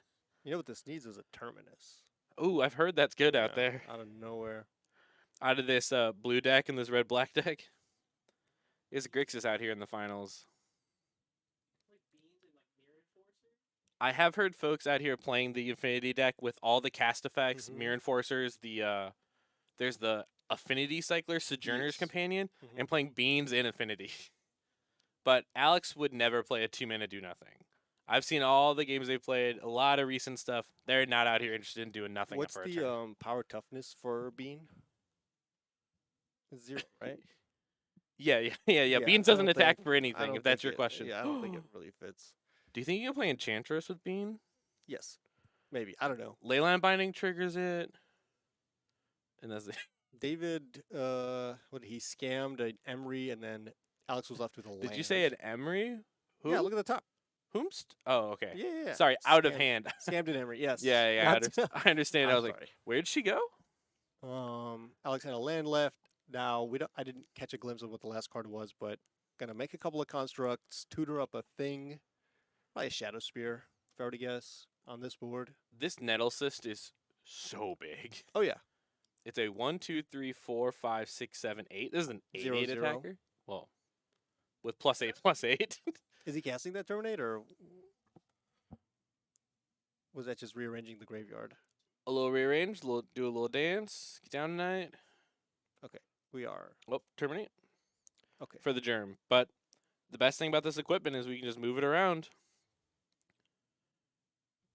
Frogmite down. And back to scam. Untap. Here we go. Fable little flipskidee. Remember, backside has summoning sickness. Always gets me. Always gets people. I wish I could copy this grief right now. But we'll get there later. Stealthy's not what we're looking for. Double black was big Dothy vibes, but just does not matter. Can't block, and Alex is going to try to abyss David using these construct tokens and this Nettle Cyst. A little bit of draw. Check it out. Or most likely making another construct. I feel like this big creature is better than anything we could draw. What's the Shadow Spear's equip is 2. Equips are 2. I always miss that part. If Alex has got an extra land untapped in hand, you just get Shadow Spear, put it on this construct, attack for a billion. 95 damage. Yeah. Life linking, trampling. Yeah, we'll learn a lot based on what this saga finds. Yeah. Maybe we find a needle named Fable if we have that in our main deck. We could find Springleaf Drum, just keep the mana flowing. We could find Shadow Spear, like you said. Very interesting. If we find Shadow Spear, it's a big tell that the card in hand is a land. But we're thinking. Nettle Fist equip is 3? 3. It's either 2 or 3. It's not cheap out there. But with the power of the internet, This is similar to the Yogmoth effect that I was describing in the last match where there's 2. Danny had a bunch of, uh, unimpressive creatures on the board, Yeah. played his Yogmoth, all of a sudden everything is threatening. Yes. Same thing here where you have a couple of Memnites, you had a Frogmite, it's kind of whatever. Now a Nettle Cyst is here. Maybe Yep. another artifact or another equipment comes here. All of a sudden, all of these are Yes. a problem. The Nettle Cyst was a problem. The Saga turned into 2 problems, maybe a third on the way. I like these affinity-based strategies that are built around the construct-esque patterning, right? These constructs, the Nettle Cyst, and I keep forgetting, I want to call it skull cranial plating, right? All of those effects, I think, are really, really good payoffs for the very low curve that Affinity can achieve. Yep. And the more I've played against it, I'm much more scared of big Nettle Cyst, big constructs. And Alex had no idea what we're fighting off this Saga just yet. He's trying to think about playing around a lightning bolt. Think about if I need to find a shadow spear. I got to think about what I'm attaching it to. Oh. There's an Aether Spell Bomb. That's to get something out of the way. I'm intrigued. So, which of these is a good target? We have a non-summoning sick construct. Grief's that is a okay. Yeah, but do I want to get re-griefed? Well, if your hand's all lands. That's true. This construct immediately into the red zone. Yeah. 1, 2, 3, 4, 5, 6, 7, 8, 9. 9. You gotta block this thing. You're at 9. Sorry, you literally have to block this thing. I didn't even notice how low David was. Yeah, that's. They say shake his head and says go. Which is interesting. Alex does this a lot. He's in like a commanding position. He's like, oh, all right, go ahead. Yeah. He's just like, man, I couldn't kill you this turn. I guess you get another turn. Yeah, I think that's always the frustrating part is Alex just wants to get it over with right now. I could even imagine, I didn't even think about it off the Saga, maybe getting Ginger Brute, trying to get something this turn that's good to put the Nettle Cyst on next turn. But all of these are good to put the Nettle Cyst on. Right, but the Ginger Brute would allow you to get the unblockable effect in play and just put the game over with. But I think the Spell Bomb just allows you to get enough blockers out of the way. If you want some sort of evasion, Shadow Spear is also just fine with the trampling. Yeah, when we found the Spell Bomb. Plus a Shadow Spear, plus a Nettle Cyst. A lot of ways to approach this, I think, right now from Alex's side of the board. And David, I think, just playing the cards that he can play. Ragavan on blocking duty. Yeah. Fable, copy Grief, most likely here in the draw step. Mendelian Click You. Yeah, but that card gets discarded. Oh, Spell Bomb bounces Grief. You don't get a copy, right? Is that how this works? That is how this works. There's no longer an object to copy. I wonder if David just missed that or was hoping for that. And I wonder if that's why Alex grabbed it. With some way. Thinking ahead, and it looks like we're scooping it up because a big hit coming in after that. Alex pondered for a long time on what card to grab off that Urza Saga, and Spellbomb looked to be exactly the right answer. It's so strange. Spellbomb looks like it would have been the best thing to grab if you expected that exactly to happen. Which was both on board, right? Yeah, it didn't really look great just based on the board. Just like unsummon your dude, whichever one of these dudes. None of them were really particularly enticing. And then I think he was like, I think I'm going to force David to make a misplay here. Yeah, and there we were. Or this gives me some insurance against. Yes, I think the card was already good at removing a blocker and just pushing for damage, and while also allowing them a perfect opportunity to hit the exact moment. Like, I have what I need to win the game. Let me get something to help me not slip through my fingers. I'm watching Alex thumb through the sideboard real quick. It's actually really interesting to actually see everything. I'm seeing Wear Tears, Haywire Mites, Spell Skites, Orvar the All Form. Someone's still scared of Archons out there. Maybe we should do this more than looking at stock deck lists. If they could both just actually show each other their sideboard, I think that'd be the easiest one for us. But we can see both players doing really light sideboarding. Alex looks like they're bringing just a couple of cards here. Do you ever do the shuffle 15 in, take 15 out?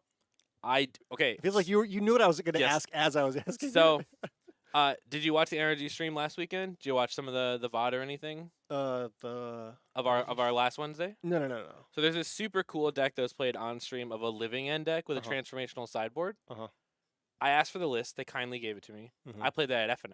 Mm-hmm. But it's a full 15 card transformational sideboard. So I got to, for the first time, pretend, Wow. I'm going to put all 15, I'm going to pull some randomly out, and then actually took You 15 were cards out of my really main deck. transforming Yep. 15 cards. Did you do that every time? Was it like the intention to Yeah. just juke them every Matchup I turned into a domain, brought in Territorial Kavus and Cyanide Dracos. Did you keep any living ends in? No, because you cascade It in was a Territorial complete Kavu. transformation. Yup. I thought maybe, just... It's okay. Wasn't the best, but boy was it fun. You got to beat up on these red-black decks in the process. Someone in my Discord the other day posted a picture of their sideboard guide, but it wasn't your typical graph of take out these cards, bring these cards in. Okay. It was, here's a list, here's a matchup, here's a list of cards that you're taking out. So it's you're shuffling 15 every time. Take these 15 out. And to allow them to do the 15 card Yeah. in. Oh wow! So they're fully calculating. They're planning to do the full 15er. Yep, every time. Put in 15. Find the 15 that don't work for this matchup. Yep. There you go. A thing that I recently liked is some people on their Patreon set you up to vibe sideboard. Oh, okay. If that makes sense. What they'll do is they'll say, these are cards that are important. Yeah. These are cards that we don't think are important. Yeah. Here's like the 4 we want out, but here are the 7 we want in. So kind of just like, here's a good start. This is what I'm thinking. But it's going to vary on every game that you play. So here's the vibe that you set up. Mm-hmm. And Blackleaf Cliffs and the Ragavan. Which, you're crossing your fingers. I would have taken these Ragavans out. I know. Maybe he kept 1 or 2. And just happened to draw exactly where you want on turn 1. This probably is the best thing you could hope for. Never mind. David. Never mind. There's the Memnite. Okay. Memnite is the Ragavan killer. But if David has Terminate or Bolt and maybe just kind of applies Thoughtcast turn 1. David's shrugging like... And there's nothing you can do. You're a red-black deck. I should have brought my blue deck today. Yeah, David notoriously playing Breach and 4-color, trying this deck out today and running into this Affinity deck in the final round. Mm-hmm. And this turn 2 follow-up needs to be really good. Stony Silence would be good. Just fetch up a Sacred Foundry, slam a Secret Stony. Good. Yeah. Hey, Stony would be a Stone Rain here. You couldn't even tap that Treasure Vault anymore. As we see Bowmaster kill Memnite, get in with the Rag. This is what I meant. If you had unanswered to a Memnite, maybe it did matter. Ooh. Cast it, David. It's free. It's free, baby. That's an Ornithopter just for you. Okay, do you know which Ornithopters those are? Those are preferred Ornithopter? Mirrodin? Yeah. Oh, so not OG, but I think this is the printing that prints this card into Modern? Yeah. Yeah. And we know Alex is playing the Mirrodin Island, so maybe a big affinity haha for Mirrodin. This color scheme's pretty cool, the yellow and the blue. It's like Sweden, kind of a flag. Yeah, I'm into it. Yellow and blue. I'm a real simp for the retros, so when they made retro Ornithopters, there was no going back. Big Ornithopter, big beat. Thankfully, David got this Ornithopter that's just going to go in front of the bus. 1, 2, 3, 4, 5, 6. It's just 6 damage. I don't know. Take it or something. You're at 17. You can't take a lot of 6s. Well, it's going to be 13 next turn, probably. Yeah, it's going to keep going up. But maybe you block there because you have a Terminator or something in hand to start answering this card? Looks like you were going to cast a 3-drop and then kind of backtracked. 1, 2, 3, 4, down to 14. Man, this is a matchup where I wish I had like a Braid in my deck. Just an answer to every card out of this opponent. Cast into the fire. Oh, deals with 2 Memnites if you want. Or exiles this Cranial Plating. Ooh. Ooh. Hidetsugu consumes all. That makes sense why he backtracked. Wow. Free combat. Yeah. Kind of What's it, George? Sheesh. Redeem some channel points, get a sheesh. Doing it live. This Hidetsugu consumes all. And used our treasure and our new second treasure so that we lost no value from the HCA outside of Ragavan itself. Cage is okay here, but... I always get Cage wrong. Does Cage stop scamming? Does it stop us? Cage just can't enter from the graveyard. So it does, because the scam effect tries to undie? Yeah. It doesn't stop, like, creativity. This card is the bane of my existence. Then, I lose the Grafdigger's Cage more than any other card. What is it? Yeah. What? The beans? The beans of my existence. No. But Grafdigger's Cage, I was gonna say I don't know where Alex stands right now because he did draw, Well, he's 2 sitting. cards. All right, we're tied up. We're tied up. Woo! I think it really depends on what David does this turn, right? David needs to do something, or Alex can just think this thought monitor and draw 2. Ooh, I think maybe Alex was thinking about, do I just start attacking here? Getting that 2/2 from that thought monitor, drawing those cards. Getting the Memnet out. This Affinity deck looks so fun. You Looked just more keep. like a Thoughtcast there. Just like shot it down with the. Oh, he did get shot down too. Okay, interesting. HCA mode number 2, exiling all the yards. Yep. And then last one, it flips into a beater, right? Turns into a creature, consumes all. Alex, I feel that with the yawning, man. Oof, it's getting late. Yeah. Yeah, it's a 3/3, I believe it starts at, and then every time it does damage to an opponent, It grows a it little. grows by 1/1 counter. And I think if it's done It 10 has some damage, secret lose the game. Yeah, if it's done 10 damage, you lose the game. Yep. So cool. It is, yeah. Who doesn't love a mini game? But like, it doesn't. It will never deal 10 damage exactly. If they don't die already, right? Because it goes from 3, then it'll deal 4. That's 7. Then it'll deal 5. That's But it 12. just cares about 10 or more, right? Yeah, but just say, I don't know, say 12 or something. I don't know. It's just weird. Pick It's a just number that strange. makes sense. Yeah. Some increment that it naturally does, but man, Alex Ooh, is another board thought just being whittled down. Yeah, and Bowmaster does that, huh? He's like, I need to draw these cards because I'm falling behind on resources. However, Bowmaster's here to punish you. in doing so, I will lose the game. How long until Alex plays a black-based Affinity deck with Bowmasters in it too? Maybe next week. Right? Come back with a vengeance. 1, 2, 3, 4, 5. So we got a 6/1 here. Oh yeah, it only buffs power Yeah. for plating, right? Yup. Yep. When I played Affinity, I used to, or not. When I played Creativity, I used to trade off 1/1 dwarves for these giant cranial plating creatures. Hitsu consumes all. Also doesn't have haste. Well, does it? Does it have haste on the card? This one might be one of those. Let's make sure. Do a little flip skidee. Has trample on the Trampled. back. There was some keyword, some combat-based keyword. Right. I bucket them all together in my brain. Because you don't know what combat keywords No, mean. not at all. This terminate, taking out that Memnite, rumbling in. Take half your life. And This game going more on what David needs to do in order to win these games. HCA really put in work. It carried because from turn 1, even with the turn 1 Ragavan into a bunch of X1s didn't look Yes. great. And Alex just dumped their hand into play, and then David just scooped them all up for him. Yeah, Alex, I think didn't really get the ball rolling early enough. No, a no, little no. bit slower. It is a bit of. It's not like traditional Affinity. There's no signal pests in here. You know what I mean? There's no Ravagers. No. It is Alex does have Ravager. We He saw does have them. We saw them the Ravagers. first time on camera. Okay. Might be there's here a- to pair up with these Ornithopters and some of these bigger attackers. Wolf Kolagon's command. Command, HCA. Oh, we got it wow. all. And then Alex on the other side drawing Grafticker's Cage as a sideboard card. A little bit And just lopsided. never once had to come up against a single Undying effect. Mm-mm. Did David take them out? You think they're still in there? No, I think they're still in there. You gotta scam people, yeah, right? At least with Furies, I mean, you Ugh. want to be able to recur that once or twice. This Kolagon's command feels like, again, when I played Creativity, you had Prismari's command, Mm-hmm. and you just had accidental hate for Affinity and Hammer. That's how this Kolagon's command feels, right? The least used mode has to be that destroy target artifact. But in this matchup where you're just like shock that, shatter that, and you just like clean Yep. up so much of his board, you might even end up in a situation where like their only source of mana might be a Springleaf Drum for a hot second. You just like can take all of that away Yep. from them. Mm-hmm. Again, it looks like Alex going straight back in, riffle those cards as hard as you can. Remind Ready me, up. is Treasure Vault indestructible? That's the only one that's not indestructible. Oh my god. Because the bridge is and Darksteel Citadel are indestructible. The bridge? I think he's playing the blue-black Mist Vault. Oh yeah, bridge? yeah. He's playing blue, black, and blue, green. To get the blue ones. Yeah. I think you kind of shoot in the dark which one of those you want. Blue, Interesting red. because they're playing Wear Tear in their sideboard. I feel like they'd want the blue-red one. Probably also has those. Interessante. It's always interesting to think about, right, when you do like little small splashes where Mhm. you incorporate that into your mana. Like if you're watching the Super League last week, Mhm. Nathan Stoyer playing Scam Mhm. had, I believe, a single Sacred Foundry in their deck for sideboard Wear Tears, expecting their opponents to be on artifact / Tron based strategies.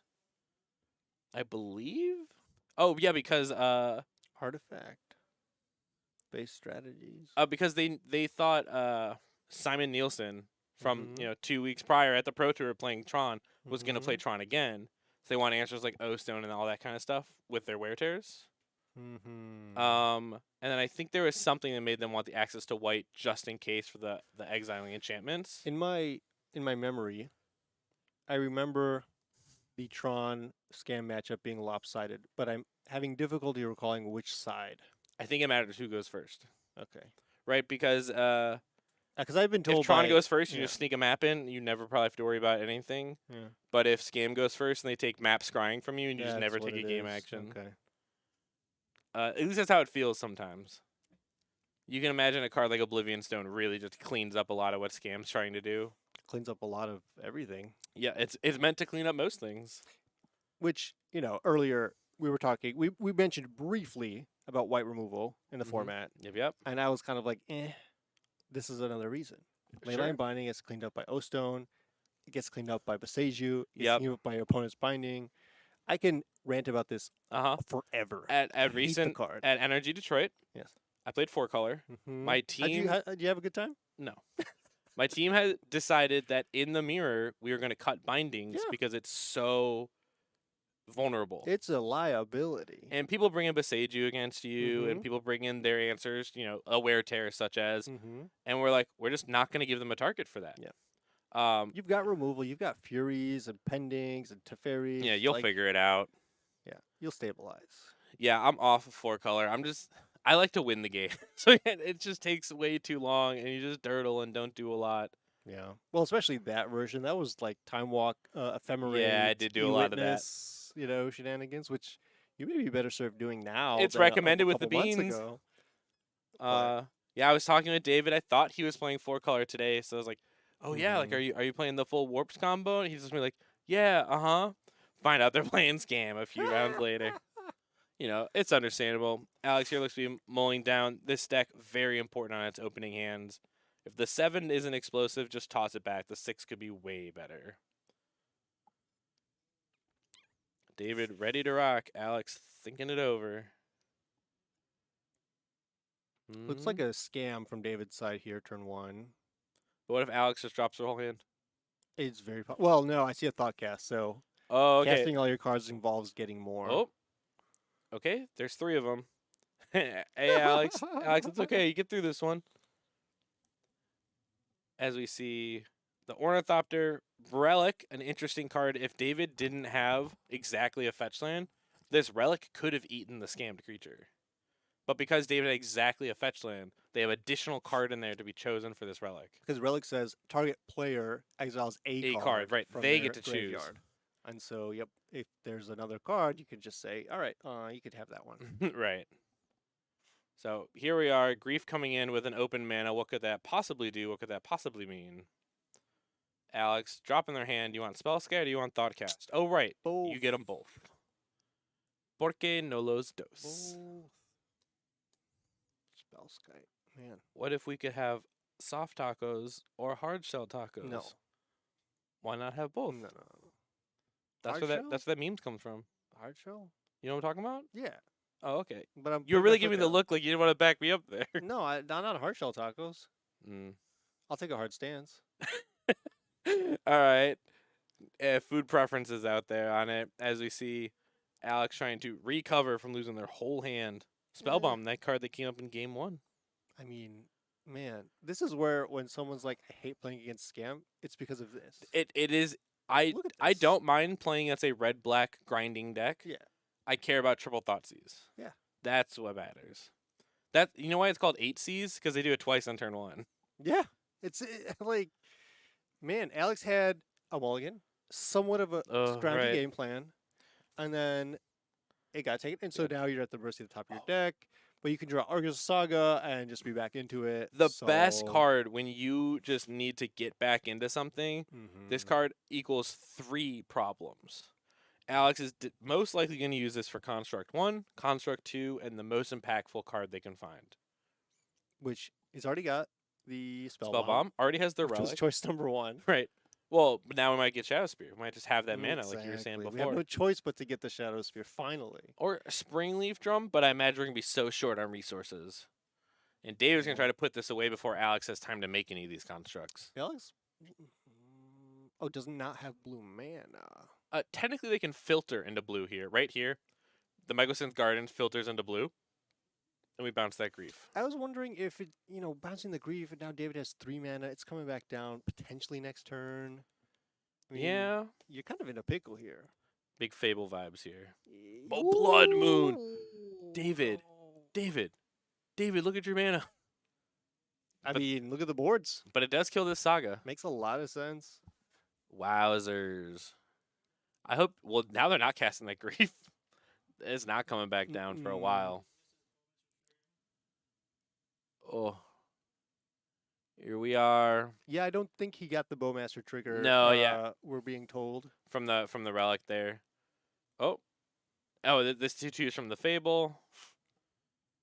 Now we can cast Grief. In the future. I could imagine this Grief being looted away, just unable to cast it for a little while. Alex, what does Alex's hand matter anyways? Mountain.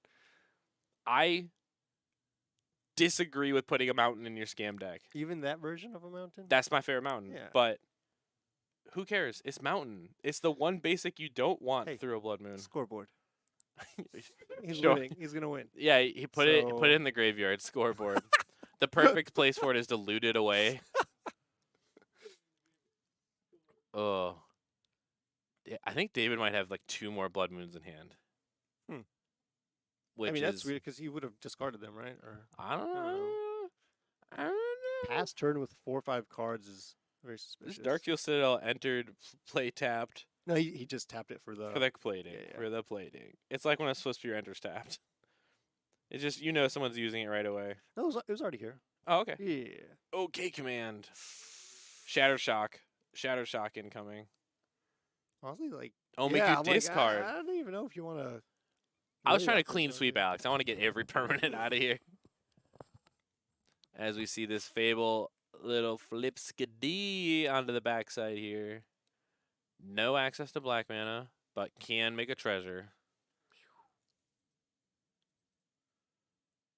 Wowzers. Down to 6 Magus of the Moon, just in case. Hey, power toughness. Hey, scoreboard. You know what I'm saying? So we see these final moments. The Springleaf Drum, great, unlocking mana. Alex showing strength. Ban Grief. Okay, strong opinions. And here we come. Not even going to try to put Fable into combat. It is enough that we can copy our Bowmaster here, make our Orc +1 and put 1 upstairs. It is. 1, 2, 3. Oh, yeah. I have not played a game of Bowmaster outside of Legacy since it's been printed. I haven't seen all these cool, fun... Oh, Bolt upstairs 1 time, and we have your winner 2 games to 1. David on the boogeyman of the modern format. GG's. GG's. Unfortunate. Unfortunate to be on a draw, or sorry, on a mulligan and get Grief. Yeah. But hey, you know what? It's a big part of the format, and I don't know. It's absolutely the hardest deck to mulligan against because you're so aware and ready that they are prepared to take as many cards away from you as they possibly can. Director, anything you want to go through real quick before we send the folks on home? Weekly in-store play. Weekly in-store play. I've lost my voice. Mondays. Okay. Mondays we have Elder Dragon Highlander and Digimon Digital Monsters. Tuesdays there's MTG. That's a really good jingle. Hey, I remember that. That's their jingle. Yeah. Tuesdays you're looking to jam a little more Magic. You can get Modern, Diet Modern, play some MTG Pioneer or maybe some One Piece. I think that might even be a night for Lorcana. Confirmation from the crowd.